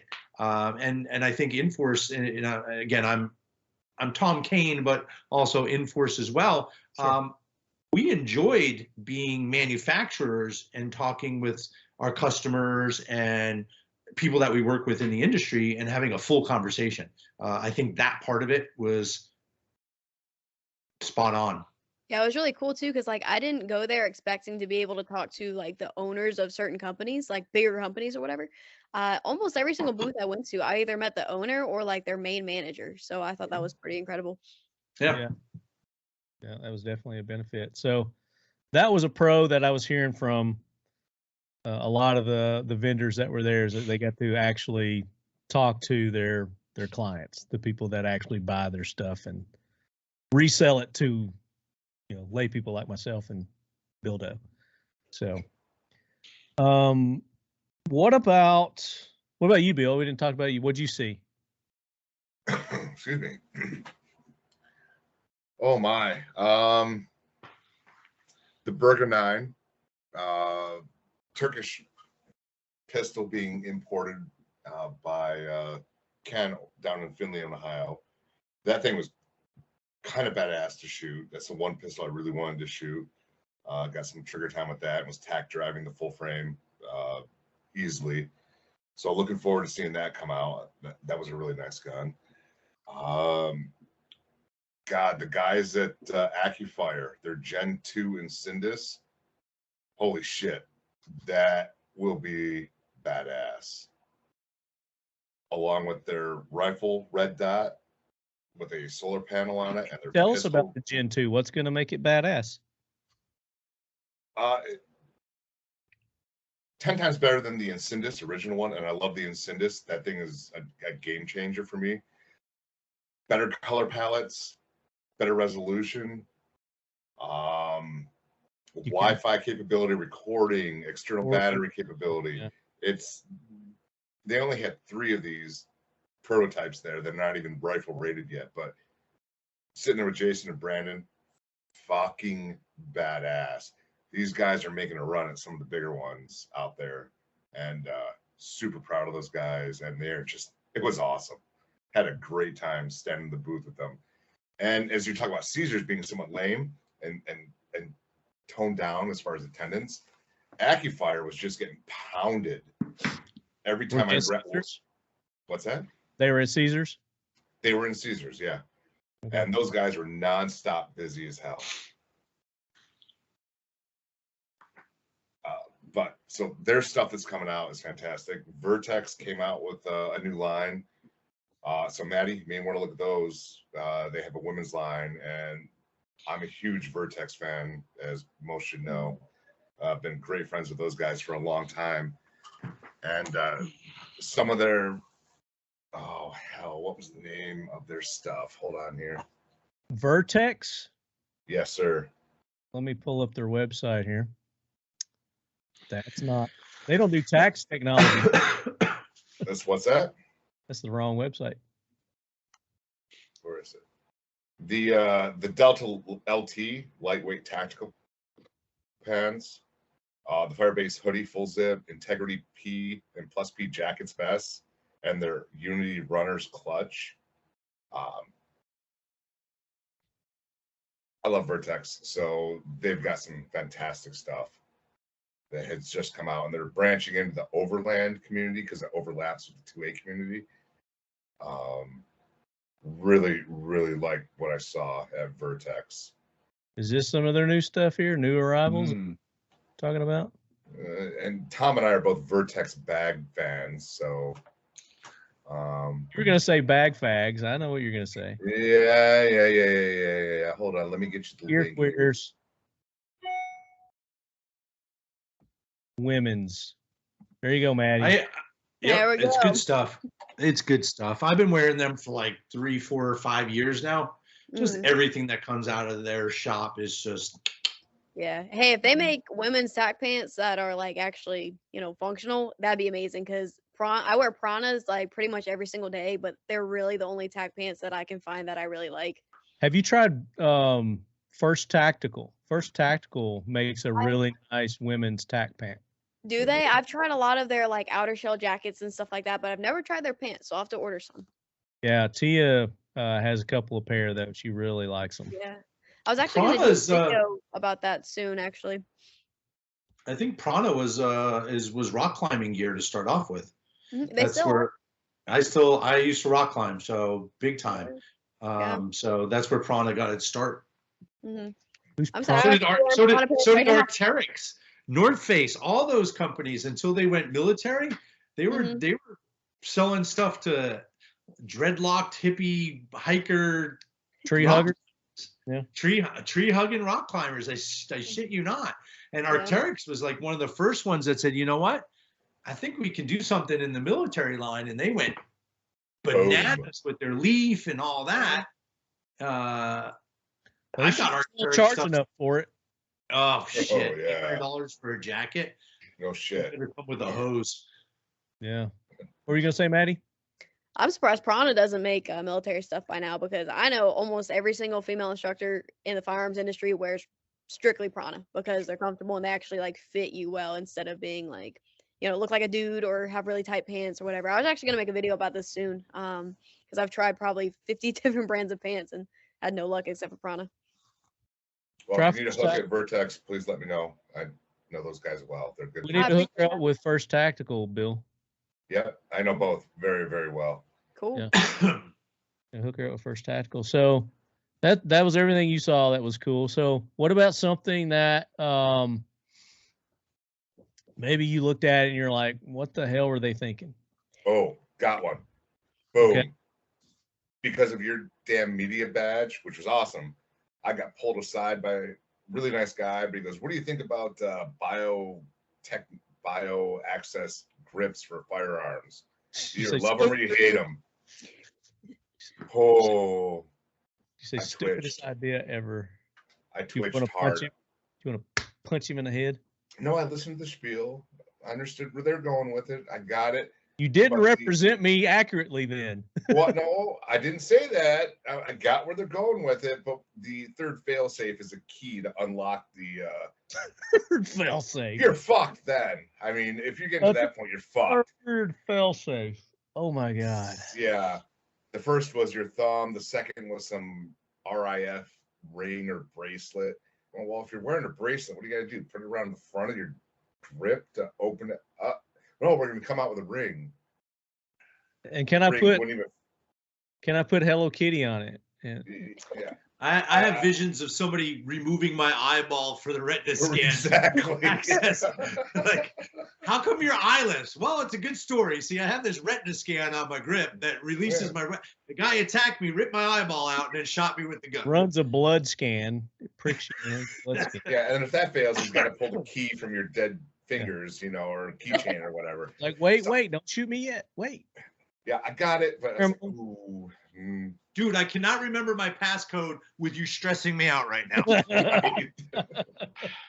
Time out. Remember my So that- pattern, damn it. that was a hard one for me because no, I will never go that route. Yeah, I would have just How much is it? lightly walked away. They did not even have a price yet. It was still they want to go crowdfunding or whatever that is. Oh, I They- feel like yeah, that's going to be like hundreds of dollars. Charge whatever they want, it ain't gonna sell. Charge $1 million, it ain't gonna sell. Mhm. That's some of that stuff at SHOT Show that I don't even understand how somebody affords to get to a booth, you know, with something like 3D printed that still has the little, you know, the 3D printed ridge lines that you're supposed to clean up or make a mold from that and then make something else. Like the end product, I believe, should never be 3D printed unless it's cleaned up, but that's how you make a mold for something else. Yeah. I saw so many things that were, I call them like, you know, end cap at a supermarket where it's an afterthought. Like, oh yeah, throw one of those in the cart, you know, like it's up there with gun shows that sell beef jerky. It's like, you know, it's just, it's the beef jerky of the world. You go, screw it. I'm in the mood for some Hawaiian beef Get your jerky. protein. Got to get your protein, definitely. What about you, Maddie? What's that? About cool things I saw or ridiculous things I saw? Just something, yeah, just something you saw is just made you go, like, what the hell? People. Hey, Marty. People, for the most part. Hey, Marty. 30 Carry came out. I know 30 Carry came out. Who's that? Who was that? I don't even know who that is. Oh, that was Liam. That's his daughter. Yeah. Daughter. Sorry, Maddie. Liam wanted to say hi. What is it? 30 or 33 Super Carry? One of the two. What is it? Oh, the round. Right, yeah, the round. I didn't Oh. get to see it in person. I just heard about it, and I was like, Bill, weren't you talking to somebody that was in charge of that or developed that? The When 32 we were gallon? we were at Samba Sushi. We had that conversation. Who were we talking to about that? That guy with he had the thing on and he had a hat. Right, that guy, right. And he had legs and arms. You remember that guy? Yeah, sure. I remember the USCCA guys. Oh, that was funny. That was Yeah. funny. So anyway, let's go back to Maddie while you're thinking Yeah, about sorry. Sorry, man. I know. I think Federal came out with it, or one of the big ammo companies. It was like 30 or 33 Super Carry. I don't remember what it was called, but it was just a new round for concealed carry. Again, I don't know much about it. I just remember hearing about it. You could probably look it up on Google. Yeah, well, that just all these different rounds, you know, these new rounds that people come out with. Mm-hmm. It's like, why? There's 1,000 different calibers out these days. Well, did you see Faxon and Q with their 6.8 Blackout, which is a neck down 338 Laplua? Laplua? Oh. What's a Laplua? Is that a new round? Oh, the 338. I don't know. Fuck. 338 Laplua? Maybe I'm thinking Andy Lop. No, different guy. That's Tommy Christ. Anyway, He still But doesn't that- understand. He's He's saying making fun of you, yeah. yes, I know he is. Yes. Fuck Laplua. him. Laplua. 338. Anyway, the 6.8 Blackout was this crazy looking. Screw you. Kind of like Fermunda. It's from the cheese. Yes, that's that one. I think the round you're talking about was called the La Pew Pew. Pew. We'll take that. Maddie, I'm not finding a 32 or a 33 super carry. Maybe it's so new they don't have anything out on it. Look up 30. It might have been 30. The 30 super carry. There is a 30. Yep, that's probably New. what it was. Here we go. I think the advantage of was it's a little bit smaller than 9, correct? So now you're loading in What a 14, 380. 16 rounds. Well, yeah, it's somewhere in between that. It sounded like, but maybe they're getting the same performance as a 9, like kind of like that whole thing 40. They're getting the same performance out of 9 that they did 40. Now they're going to get 22 shells that just blow your face off immediately with radioactive, material with a La Pew Pew type setup.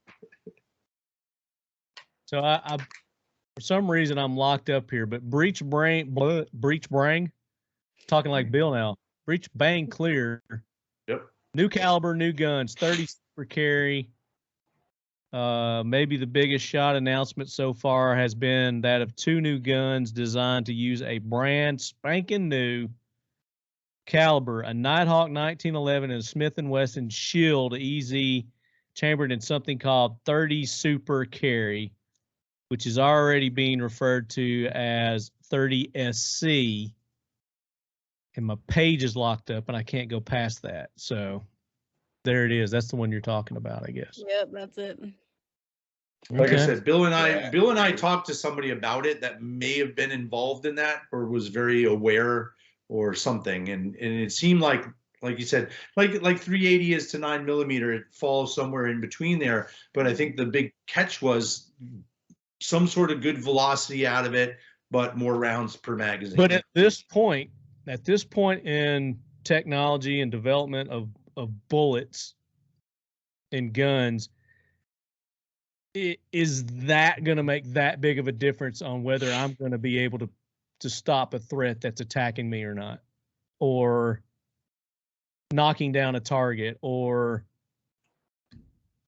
whatever it may be, taking down some? You're not going to hunt with this round, obviously.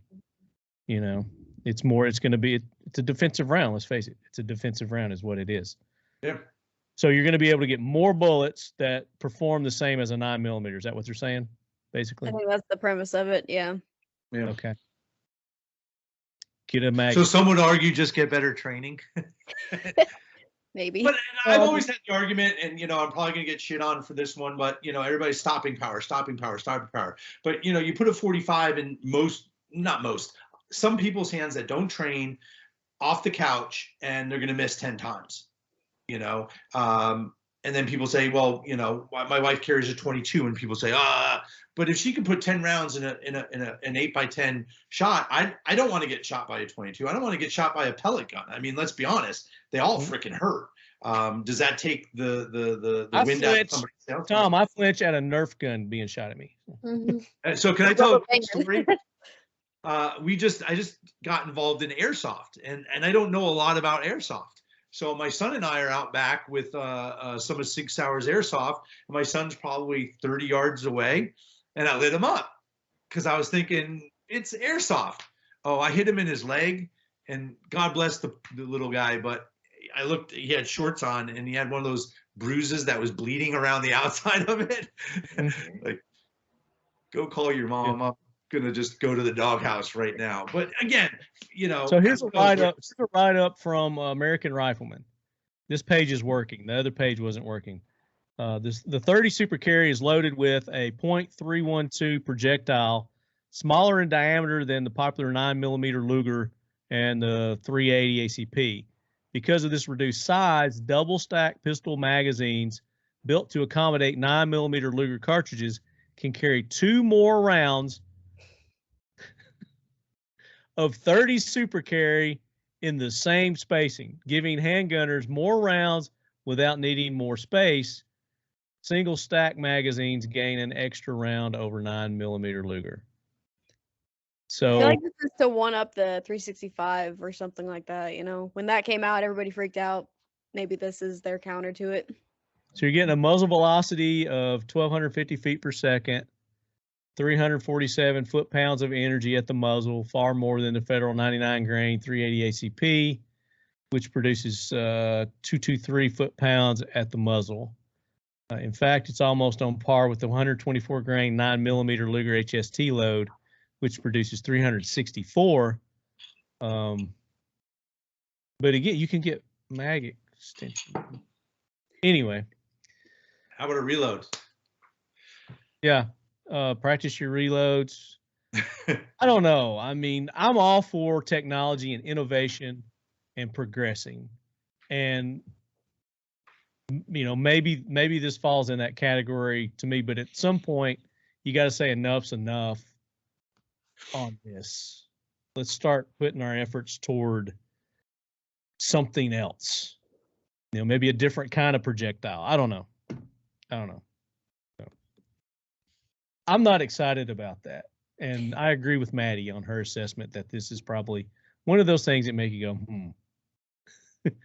I think we've filmed this one to death. What do you think? What else? Was there anything else, Maddie? EOTech came out with a new optic. I didn't get to see it though. I didn't get to stop by EOTech, but I heard about it. Okay. It was a red dot for pistol. And I don't think primary was set up either. Ken Ross was on our last episode of the AK Corner with Primary Arms, and they've come out with several new optics. They've got a red dot.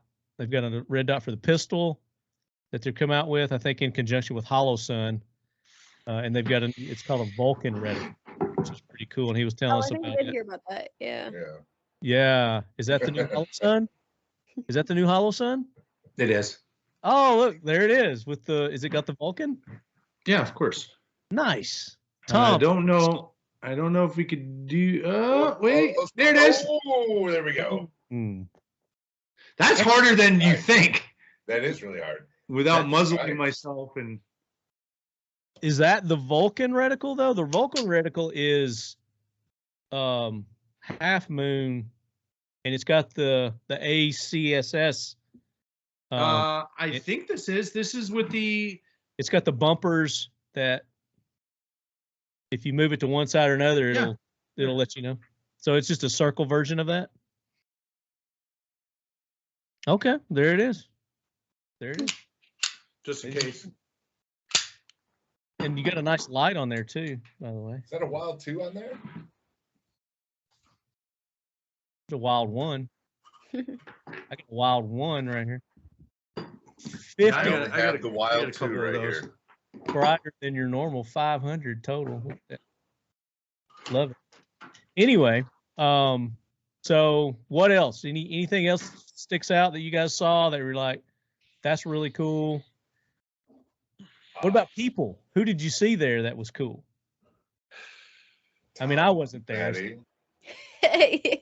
You're looking Brent, at him. Yeah, pretty much. Brent, was good to see Brent again. I saw him all dapper as fuck that night at the Tom's Mansion party thing. That was cool as hell. But one more product, Samson, thanks to Tom, came out with a new Evolution series. Oh, yeah. Chuck Liddell? He's everywhere. Everybody's got a Chuck. That ain't nothing. But I got to give a plug to Samson and their new Evolution series handguard. That thing was pretty badass when I went and checked it out. So, Tom, thank you for that intro to those guys. They're fucking fantastic dudes. So, well, I'll tell you, if I can give a shout out, we did a SOG Leopold, Addie gear, and what was the last one? Rayman and Rayman LLC, which is a high-end suit company.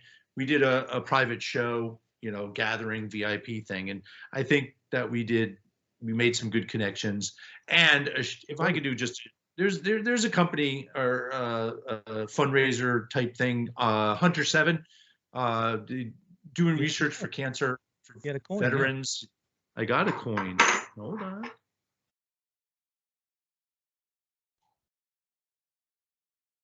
Just give them a look. They're doing a good job. They're just raising money. They're physically writing checks, which is the amazing thing about. And I'm not trying to badmouth any other, but their sole purpose is to take everything that they make and get it to our veterans that are suffering from cancer and medical problems that they've gotten from overseas and doing their jobs over there. Big shout out to our veterans. And a big shout out to Hunter 7 realizing that these men and women need our help. So they did a really great job. We dragged them around to a lot of places. They must have been exhausted, but it's one of those good feelings where you talk to the crew that was there from Hunter 7 and you just got just a warm fuzzies that they were really, really doing something good for our men and women. So that's my spiel for them. Nice. There's our heroes. There's another hero right there. There's a big hero. They're really great heroes. Definitely, they get a ride on Lead Force 1. While you're at it and talking, and you were showing your lights, let's go ahead and let's talk about, because again, I didn't get to go to SHOT Show, but Tom was gracious enough and kind enough to send me one of the new Wild ones to try out. Their new pistol lights, 500 lumens. He's looking for his right now, so I'm stalling. And keeps on. Subcompact. You could put it on anything with a rail, but it's designed for pistol. I've got it on my P226 right now because I've got to get a new holster for my Glock to fit it. But other than that, I love it. There it is. So talk about it. Talk about the stuff I didn't talk about. Well, we came out with the full-sized Wild 2 batteries, 1,000 lumens, runtime 2 hours, all aluminum body. Which the joke is, and my boss is going to love this, is we had a 7-year love affair with polymer, and we broke up. We got a divorce. And we're dating aluminum now, metal. So that's our 2 battery light, and then we came out with the compact, which I think is going to just be super popular. 500 lumens, which, listen, we can get into that. The bar, look at that, bam. We can get into that conversation about what's the best lumen, but I think 500 for indoors and compact carry is perfect. And 1,000 for duty is, I think, the sweet spot. I mean, we're going to eventually have battery packs on our backs, and we're going to just turn on our flashlight, and the person's just going to disintegrate from the heat. It's going to be like a ray gun. So I think 500 and 1,000 for us and our philosophy. I think I think those are 2 great. Yeah. And you and I talked about this last time that you were on. Is like sometimes there's too many lumens. A light can be too bright for your use, for what you're trying to use it for. I think so with windows and picture frames and even white walls.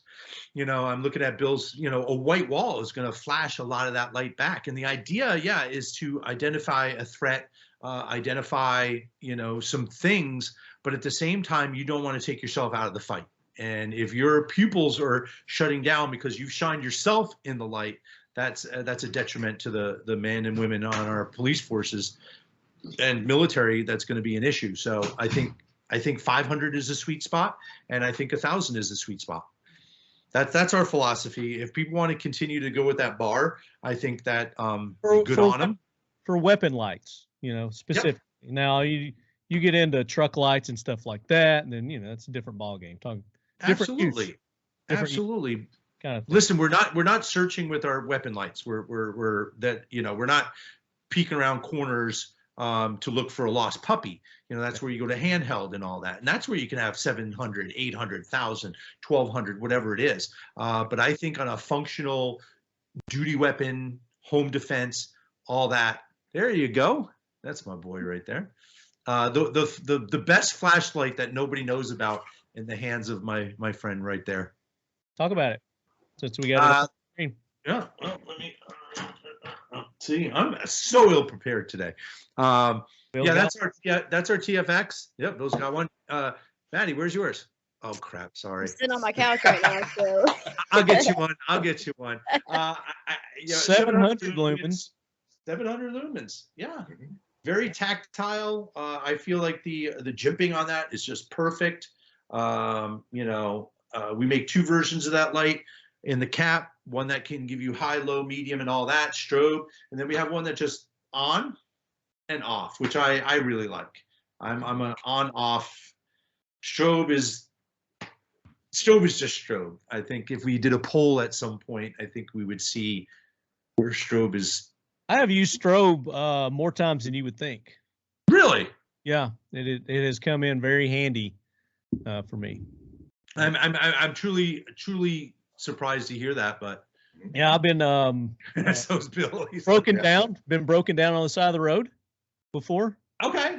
And the strobe in letting oncoming traffic, because it was just one of those back ass real narrow roads. Yep. It let people know that we're coming around and hauling ass, that something was up, and definitely probably saved my life and theirs too. Yeah, and if I can speak for as far as INFORCE is concerned, we've gotten some. We're trying to be transparent moving forward. We've gotten a little egg on our face in the past. We've changed a lot of things that, you know, we don't want to brag about it or be catty or whatever, or even defensive, but we are moving forward with some better ideas and protocols and all that to make a much better light, and you know, stepping it up so that we can make a quality. You listen to your customers. Tools. You know, that says a lot about your company. You listen to your customers. The first thing we did was we ditched the polymer and went to 6061 aluminum. So there you have it. That's my spiel. And I got to get Maddie something because she looks a little left out because we all held up our little. I have the weapon light in my gun closet, but I ain't got Excellent. one of the handhelds from y'all. Maybe we need to get Maddie out here to the Northeast and get her teaching some people. There you go. I haven't gone up north to teach yet. That's because nobody wants to come here. I mean, it's not to get off subject, but Northeast is hurting for quality teaching. You know, people that are going to bring some real life skills and some good quality techniques up here. I'd be happy to come up there and teach. Bring your plane. Maybe you can just drop in, go inverted. And just, y'all have some cool things to do up there. I'll 100% try it out for you. Hey, it's New England. We've got leaves and beer. You can't beat beer. Can't beat beer. So I guess Andrew didn't join us. He got tied up or something. We were looking forward to Andrew because he went to a lot of the after party stuff. What about you guys? Anybody go to the after show parties, events, get-togethers? Okay. So I'm gonna tell a funny story. Both Marty and Bill at some point kept on talking about the circle bar, and I really thought the circle bar was an actual physical place. Like I looked it up. You Googled there. I was gonna Uber it. Yeah. Isn't the circle bar like the? It's just a bar that's circular shaped, and I didn't know that. So there's no bar called the circle bar. Okay. No, there's not. It's not called. It doesn't literally have the name circle bar. Yeah. That's just what we call it. People who attend SHOT Show, because it is a big round bar in the middle of is it the Plaza Venetian? They both have Venetian. They both have one actually, and they just refer to it as the circle bar. Go to that bar that's circular. You know, the circle bar. We're simple people. Yes. So I Googled it and I was like, I told people about it. Yeah, there's this place called the Circle Bar. And then Bill was like, you've never been there? And then finally I got there. I was like, yeah, I've actually been here.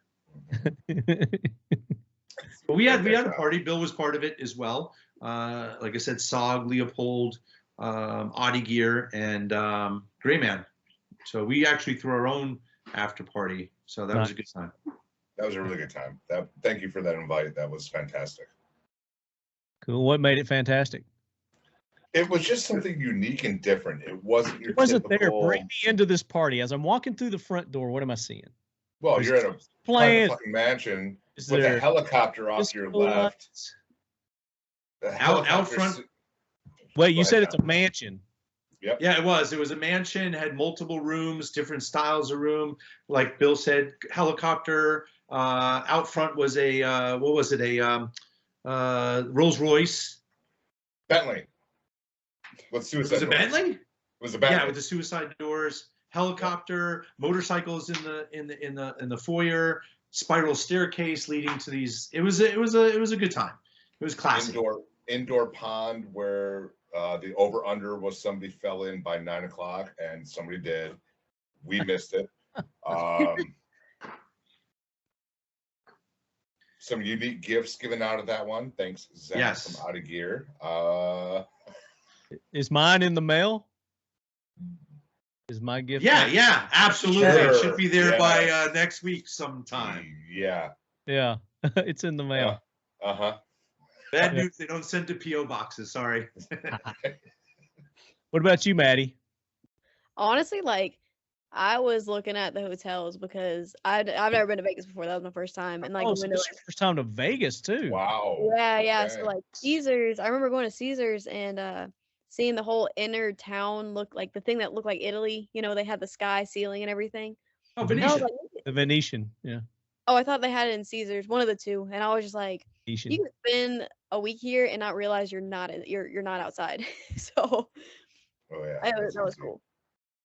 Yeah, the money that they put into the decorations of those hotels is just unbelievable. Yeah, it was incredible. Did I took the us. Bellagio? What's that? Did you watch the fountains at the Bellagio? Did you go check those out? I saw him driving by. Like I think we were leaving at some point and saw Yeah. all the water fountains and everything like that. The I food guess was those also are really old good. news by now. They've been around too long, I guess. That's old Mm. news. The pirate ship. Did you do the pirate ship there? Didn't see that. They stopped that because some dude died. Are you serious? Yeah. Treasure Island, they stopped that. It's right by Mickey's. Pirates are bad people. They deserve to die, right?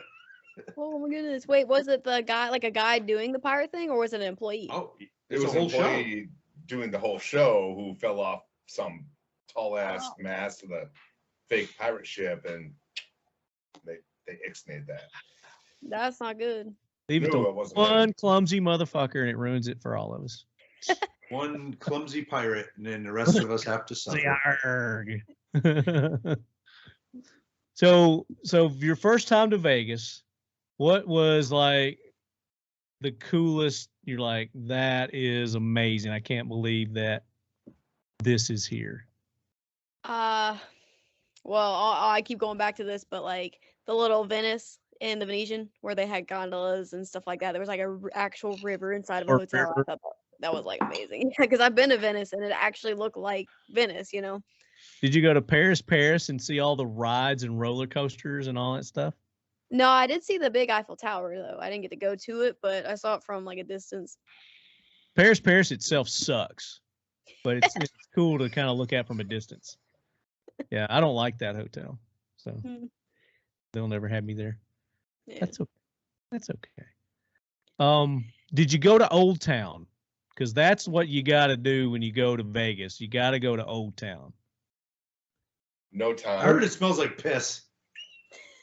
But it's the experience, the old slot machines and tables, and Oh, it's kind of cool actually. it's really good, especially the D, because the D has that mechanical horse racing machine, the only one left I think in Vegas that you can put you put quarters and stuff in and you race the horses around. Oh, they go. Chicken, chicken, chicken, chicken, chicken, chicken. It's awesome. We go there every year. Yeah, and we play. That's pretty cool. One thing I didn't get to see that I wanted to see is everybody was telling me that the city on the outside goes to tops and goes to desert. I really wanted to see that. I could see it from the airplane, but I wanted to like drive through it. Didn't get to do that. Next time I will though. Yeah, you definitely got to do that. Cool. I will tell you, I finally got to see where the sign is that everybody lines up behind it. Finally, I finally saw it. I didn't go to it, but I finally saw it. Which sign? The sign, the Vegas sign where everybody lines up and takes the picture. Vegas, welcome to Vegas. Oh, I figure they have several of those. They just have one. I think there's one that's There's particularly one yes. popular than most. The And best I one. finally got to see that. I don't guess I've ever been to that one. I've been to Vegas 1,000 times. Oh well. So anything else you guys have to add about SHOT Show? Final thoughts on SHOT Show. We'll wrap this up and then we'll get to our listener questions here. I got to say, Staccato through an event Friday night I went to that was fantastic. Got to see Jimmy Irwin and his wife, and goddamn, do Staccatos shoot nice. Oh my, oh, those are nice pistols. Yeah, that was. I want to get my hands on a Regulus as well, Lionheart. Oh, those are really. Those are Pretty handsome fantastic. firearms. Those Yes, are. they are. I mean, granted, I would beat the crap out of it, but just open up your suit, shoulder rig, and I know some people shoulder rigs, but a little holiday gun, oh, beautiful, handsome, Holiday gun. sexy. No, you don't have a holiday gun? I don't know. What is that? Define that for me. No, I don't know if I came up with this term, but on the holidays, I wear a particular, like a nicer gun. So because I always have a gun on. So lately it's been my a PPK. So I wear it in an executive shoulder rig. I, dress up for the holidays. I look, mwah, So it's I just call it the holiday gun. It's like the opposite of a shower gun. Right. Exactly. Right. That's all soapy and crudded up and just needed to protect yourself this is when you're all fancy pants and looking sharp. That's All right, let's go to our post here that I did. I did a post on Instagram, SHOT Show, hit or miss. I can't remember whose thumb that is, but I got thumbs up, and then I got Rob Pincus putting his head down in shame or disgust. I don't know what it is, but I couldn't pass posting that picture. So let's see what everybody says here. And I was just asking whoever went, give us your feedback. So Andre Dalou, who Andre's been on the show a few times, haven't had him in a while, but he's a writer. He writes for a lot of the gun magazines.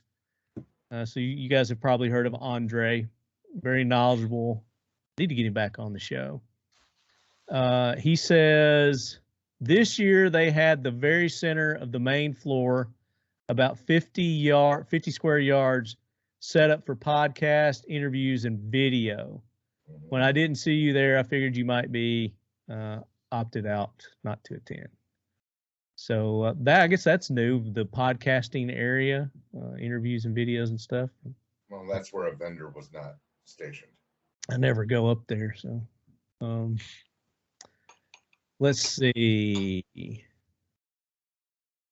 Maddy Dawg, Nevada Saracote says, was there Tuesday and Wednesday, checked everything off our list we needed to accomplish without wasting time. Attendance level was perfect. Perfect by meaning, and I've heard numbers from 30% less to more than 50%. And most people are saying they feel it was less than 50% attendance. So less than half that normally goes. Really enjoyed the lack of brochure cart boys. Oh, hell yes. That was fantastic. Which, Maddie, you don't know what we're talking about, but there's this specific person at SHOT Show, a group of people that like to collect brochures and all the printed stuff, and they have these wheeled carts that they pull behind them that get in the way of people walking trying to get to places. Oh, it's like people visiting SHOT Show that are just collecting this? Yes. Oh, it's like a cult, like a subculture or something. It's usually a certain demographic, so I'll just leave it at that. I thought it was great. This is bullets and barrels. I thought it was great. Ran into lots of old friends and new ones, which that's typical for SHOT Show. And that's really why I like going to any of these events. It's not really for the products or anything like. It's to see my buds and hang out with my buds. That's what I really enjoy about these shows. That's my best. Had to get the readers out. Huh? Had to get the readers out. Shut up. The Joker, 6981, going to a SHOT Show is definitely on my bucket list. I'll make it there one day. I think it's getting easier and easier to get there. So, yeah, man, I hope not, because attendance was perfect this year. This is by far, Maddie, for your first SHOT Show. I got Be spoiled. thankful you got fucking spoiled. yeah, you did. My first SHOT Show was an ass kicking. And my wife came with me, and I came and dropped on the bed in the room. She goes, all right, let's go. We're going to go out. I'm like, what the fuck are you talking about? I just walked 15 miles. No. With Did all anybody that, check their phones to see how many miles like they actually walked? I averaged Some people do. 11, 12 a day. Oof. Yeah, I was all over the place. You know how I knew the numbers were down? In the Venetian, there's an elevator that leads to the garage. And if you're familiar with SHOT Show at all, that line is usually super long. Right, to get up that one elevator to get to the garage. Takes forever to get out of SHOT Show at the end of the day. Yeah. It wasn't like that. But I really am fearful that they'll open it up to make up for the numbers, and that would be disastrous. It would be. It would just piss everyone off. So this goes to this guy's post, S.M. Gilliam, asking for a friend. If I upload a few videos to YouTube and call them reviews of firearms and certain products that relate to the industry, can I call myself part of the media and attend? Let's not answer that one. I said, question. does your friend have a beard, or is your friend a 10 on the hot crazy matrix chart? That was well played, by the way. Yeah, I thought it was. But then he responded back. He didn't get the sarcasm, I guess. He said, beard check, not crazy operator or hipster beard, though. What's the matter with hipster beards? I don't know. Let's go to Facebook. Facebook, we've got some questions here too, or comments. Some Let's bright see. blue glasses, dude. Brett Badal. I visited Century, Kalashnikov USA, Zastavov, and Arsenal booths. Brett is a big AK Corner fan. He listens to the AK Corner. He didn't tell me what he saw though. So, okay. Our buddy Jeff Hornsby and Wally. I guess the last SHOT Show that we were on, we had them on. Wally's a former Navy SEAL, and Wally, just all around badass dude.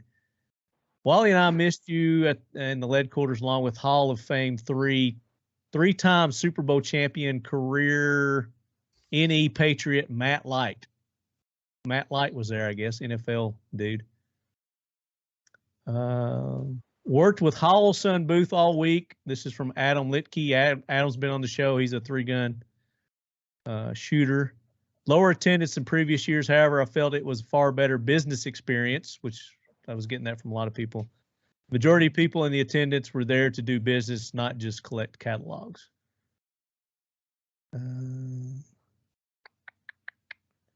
There's some more from Jeff. It was disappointing to see a lot of the big names just mail it in. Savage had a huge space with no guns, no pics of guns, just a couple of tables and chairs. Should have just stayed home. And I've heard some behind the scene things on all the goings on with that too, as far as NSSF itself, that they opened up a whole new tier of membership that was pushing some of the I guess some of the people out of the main space and pushing them over into the Caesars, forcing them over there. They have this system, I guess, that the longer you've been there, they have a point system, and they do it like a draft, like an NFL draft, and the higher the number, I guess, points you get to pick your booth space, and they go down the line. But then at 1 year, I guess they just locked it in. It's like, all right, these people are always going to pick this space, so we just lock them in there. But they opened up some new membership that was screwed up that whole plan and pushed some people, and I heard there's some people butthurt over that. Just things I've heard. Nothing's confirmed, so I don't know. And also, and you probably know this, Tom, because you guys have bought booths there, right? Booth space, they charge $41 a square foot for the booth space. I think so. It's expensive. It's not easy. And you can be at SHOT Show for 20 years in a row, skip a year, and you're going to be put down at the bottom of the list. Yeah. So by INFORCE, and again, two entities here, by us not going, there is some punishment. I don't know if that happens for SIG or anybody like that. Let's be honest, they're on a different tier, you know. But yeah, it's a little rough. Yeah. You know how much a keg costs? You know, these booths have kegs. They'll all, you know, at the end of the day, they'll have like mixers and happy hours and stuff. $1,000 for a keg of beer. For one keg. One keg, $1,000. You gotta be fucking kidding me. Plus, you got to pay the service fee. So, one booth they did 3 kegs, and it cost them like $4,500 to do 3 kegs. Jesus, everybody should have just come to Liam's second birthday party. That. So they're making some jack. They're making some what gets jack. me is if you send something to yourself UPS, they charge you just to handle it. So you pay your shipping fee for $150 for whatever, and then they charge you an additional amount just to hand it to you. And it's not cheap. It cracks me up how much. I would like to see the final tally, if you will. The bill? The final bill. Yeah. And what it is, and if it's breaking even or what. Just as a human being, They're not making with money. any company at all, I'm just kind of curious on what the final tally is. So I've heard numbers as far as attendance goes. There was like 40,000. There's been speculations that there was as few as 25,000 in attendance. I would say it's lower than Yeah. 40. Oh yeah. I mean, it was so easy to cruise through there. It was fantastic. Do we know the highest it's ever been to give like a comparison? I don't know. Like 80,000? Hey, Bill, 100,000? are you on Facebook? Oh hell no. Get on. Oh, you're not. Are you on Facebook, Tom? Yeah. Get on Facebook there on my page and read a couple of those questions. I'll be right back. Oh, he's I'm looking for the questions. Talking that AK corner. I'm not seeing where he's talking, where there's questions. So he's going to be mad when he comes back. I'll be like, I didn't see any questions. Oh well. Yeah, you just email me. I'll get email from him. We ended up just shooting the shit between each other, so you can just blurb all that out. Perfect. I'm trying to think of your Glasses. She's a female comedian, and she might have been on The View. I don't know. Joan Anyway. Rivers? No. And Maddie, Okay, I can tell you, anytime you need to take a break, feel free to take a break. I guess it's Oh, too good late enough. now 'cause we're getting ready to do wrap up. They were 2 hours deep. Marty is the Yeah, I've Ugly already Lizard. pissed myself 3 times, so screw it. All right, so pretty much what we've been talking about, that's kind of the feedback that we're getting here from the post that I did. Really like some of the press sees. Dogdow sadly did not get to go. Really like some of the products that came out.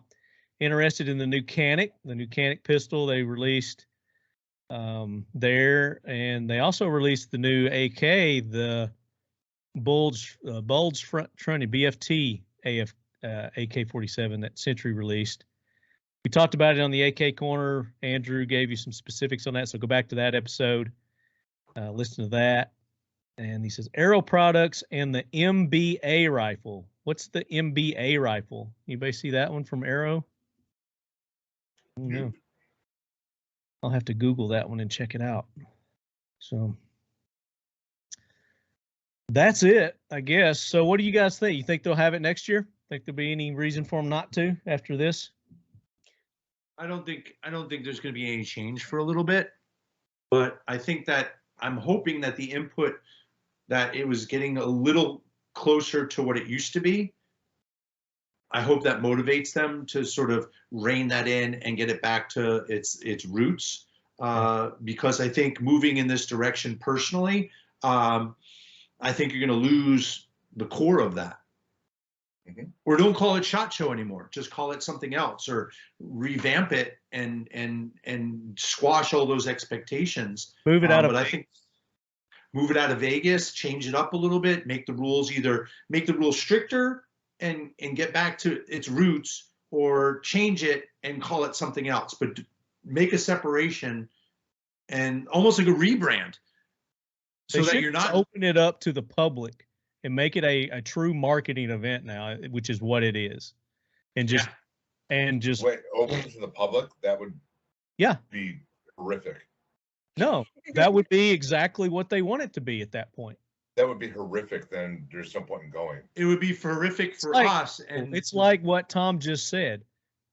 Make it more strict like it used to be, or open it up to everybody and just let everybody go and do it. I don't think you can do both. Get stolen then? Why not do both? I don't think it can be both. No, you can have 2 separate events. Yeah. Maybe have like the first 2 days for businesses, and then the second 2 days to like open up to everybody else who wants to come.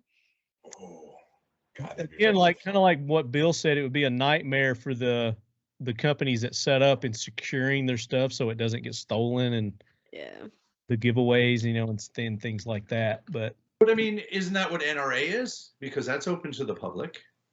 No, that's what I'm saying. Why not SHOT Show do like NRA and just open it up to the public? If you've been to SHOT Show, it's two different shows. Yeah, it's not, and the vendors do it differently than they do at SHOT versus how they do it at NRA. So I think it's blurred. I think those lines are starting to blur. With Unfortunately, SHOT Show, yeah, with SHOT Show, absolutely. It's definitely and like I said, they either need to pull the Band-Aid and go in a different direction and stop calling it that and market it as the new and improved or new and just new, or start slowly but surely bringing it back to what it was so that it can continue as that entity. Call it SHOT Show for the public. Open it up to the public, and then I'm not saying either one is a good thing. I don't know. I don't know. I think people are frustrated with the fact that it's become something slow. It's what is it? A cut, death by 1,000 cuts. We didn't really notice it right away, but every year something happened. Now, when you compare 20 years ago to today, it's absolutely two different animals. Yep, absolutely, 100%. I agree, but I don't see why they couldn't do one for the public. Just open it up to the public, because that's basically what they're doing. Just letting anybody in now. Still within reason, they're not. But if they're open to the public, that would be fucking terrible. Terrible for who, Bill? For the vendors. I mean, for as much shit is already stolen. Because it's a marketing event, and that's what most of them. They don't even do buyers now. They don't even set up buyers anymore. SHOT Show was not designed to be public, so that's what it's turned into. Not totally. In part, semi-public. Yes, I agree. Semi-public. So I'm with Tom on that one.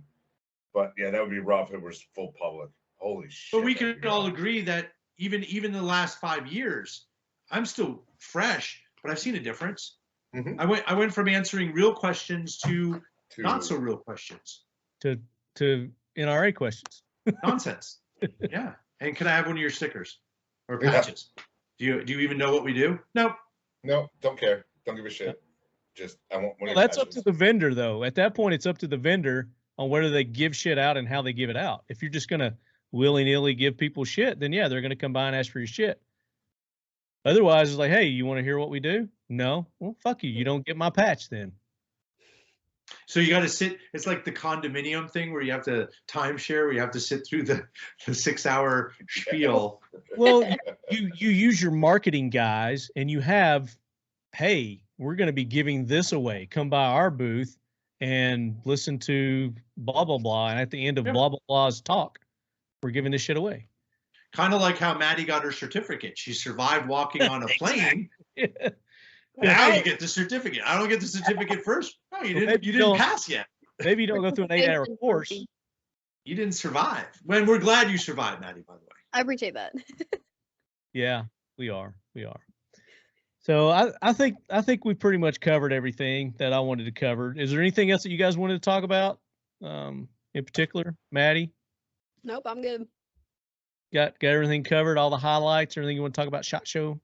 Think so. Anybody you want to thank for their kindness, or did you have a sponsor that sent you out there? Yeah, definitely Sharpshooters, like 100%. They sponsor that entire trip. I got to hang out with some of the guys from the retail side of the store, so it was really fun. I got to hang out with the guy that owns the range, Kevin. They did a really great job, made sure I was taken care of, fed me the entire time. Like, can't thank them enough. Very cool. I'm sure they will appreciate that. Tom? Try on some Addie gear. I like it. No, thanks to you for giving the platform to express ourselves and also shout out to a little bit of product too. So it's always appreciated. You do a great job, and you're just glad to be here. So thank you. Thanks, man. Yeah, thank you. Appreciate y'all being on. Bill? You of course, dude. Without you not getting in, or as easily getting in, since we do work very closely together. So you're saying I'm the problem of SHOT Show and all these people getting in that shouldn't be? No, not at all. Twist my words, asshole. He's also like, thank you for keeping me from my supper. Yeah, I'm keeping everybody from your supper. I'm sorry. No, but Wish Hey, you were I've got there. It'd been two. great. I did a roast last night.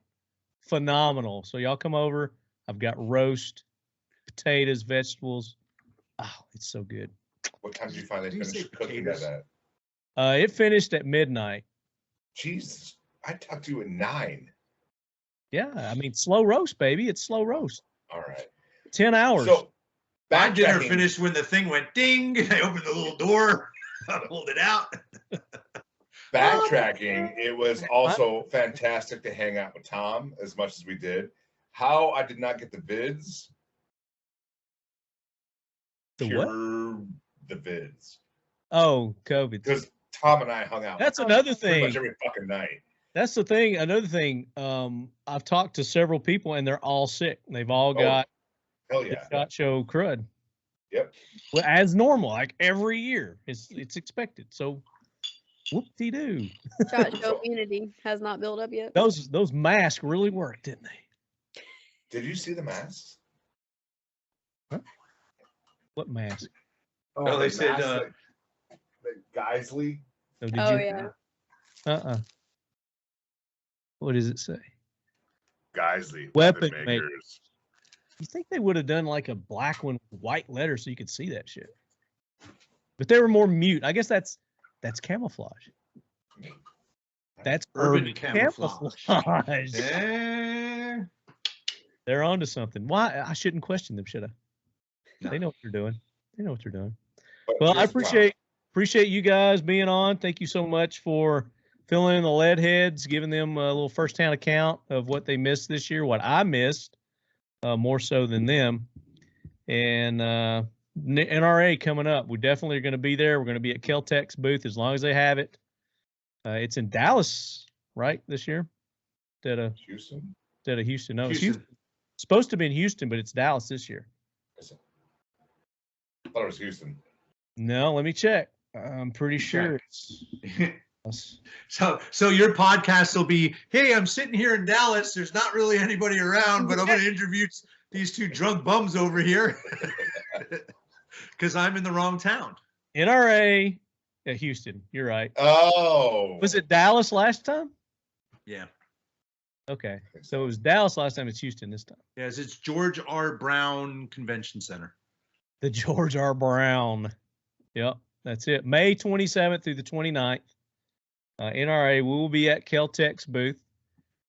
So make sure you check that out. It's coming up. We got several months. So I don't know. I'm pushing and promoting it now, but just letting you know. We'll be back in action. Hopefully the old hip will be ready to go by then. Big thanks to all the sponsors that made this episode possible. Seal 1, cleaning, lube, protecting. They are coming out with, you see their little Microsoft fiber cloth that comes in these packages. They're going to be coming out with a pre-soaked version of this with their CLP. So you can just easily, quickly wipe down and go. So we're excited about that. Not out yet. Dwight's going to send me one. It's going to be orange versus the red one that comes in their standard pack. Maddie, give me your address. I'm going to have them send you some of this. Cool. Sounds good. And we're actually going to give one of these away today. So, Maddie, you got your social medias up, Instagram or Facebook? I do Instagram. All right, go to that post I did, and I want you to pick a lucky winner. Go through those, randomly pick it however you want to receive the Seal 1 packet from Dwight. Just random. Just random, go through there, or if you see a name that looks cool, whatever you want to do. My thumb landed on the Joker 6981. The Joker 6981. There you go. Email me, talkingled@gmail.com. Let me know the episode and what you won and your contact info. And for her? One of those for her? For me? No, for one of your listeners. Oh, you're going to give one of those away too? You want to do it? Let's do it. Let's do it. I love it. I'm thinking of a number between 1 and 1 million. No, So I'm just kidding. Tom is just laid on us. Is he's going to give away one of their Let's do wild it. ones? Wild ones. Wild ones. Wild ones. Maddie, do the honors. Like Do the same thing? Scroll down and pick do somebody, Facebook. not Joker 69.99 or go to Facebook this time. all right, go to Facebook? Facebook. Mhm. Yeah, Alright. we'll mix it up. And I will send them a light. Awesome, man. Thank you. That's Only awesome. if Bill sends me a challenge point. Oh, you already got that one coming, dude. So I'm just kidding. Drum roll. All right, here we go. Trying to hold my phone in one hand. Right All now. right. Is she holding it up? She's just going She's random. not even looking. Oh, Jeff Hornsby. Jeff Hornsby. There you go. and the range? Huh? Jeff What? Hornsby in the range. I love it. All right. Well, Jeff. Jeff's going to get in contact. Shoot me an email, talkingled@gmail.com. You just won the wild one from INFORCE Pistol Light, 500 lumens, all metal construction these days, because they don't do that polymer crap anymore. They're into the hardness. They like the hardness scale. So congratulations. And thanks to all you lead heads for participating. That's how we do it on this show. You participate, you listen, you win. And want you one of have to those? listen. Huh? Marty, What? you want one of those? You gonna send me one? No, for one of your listeners. Well, here's the thing. We don't know what state they're in, whether it's legal, Yeah, true. It's a magazine, so fuck. magazine stuff. That's way too many issues. It's a thought back. Yeah, way to make it weird, Bill. Way to make it weird. And I lost where I was going with it. I was wrapping it up, and then Bill fucks it up Yeah, I just Every fucked it time. up for you every time. every time.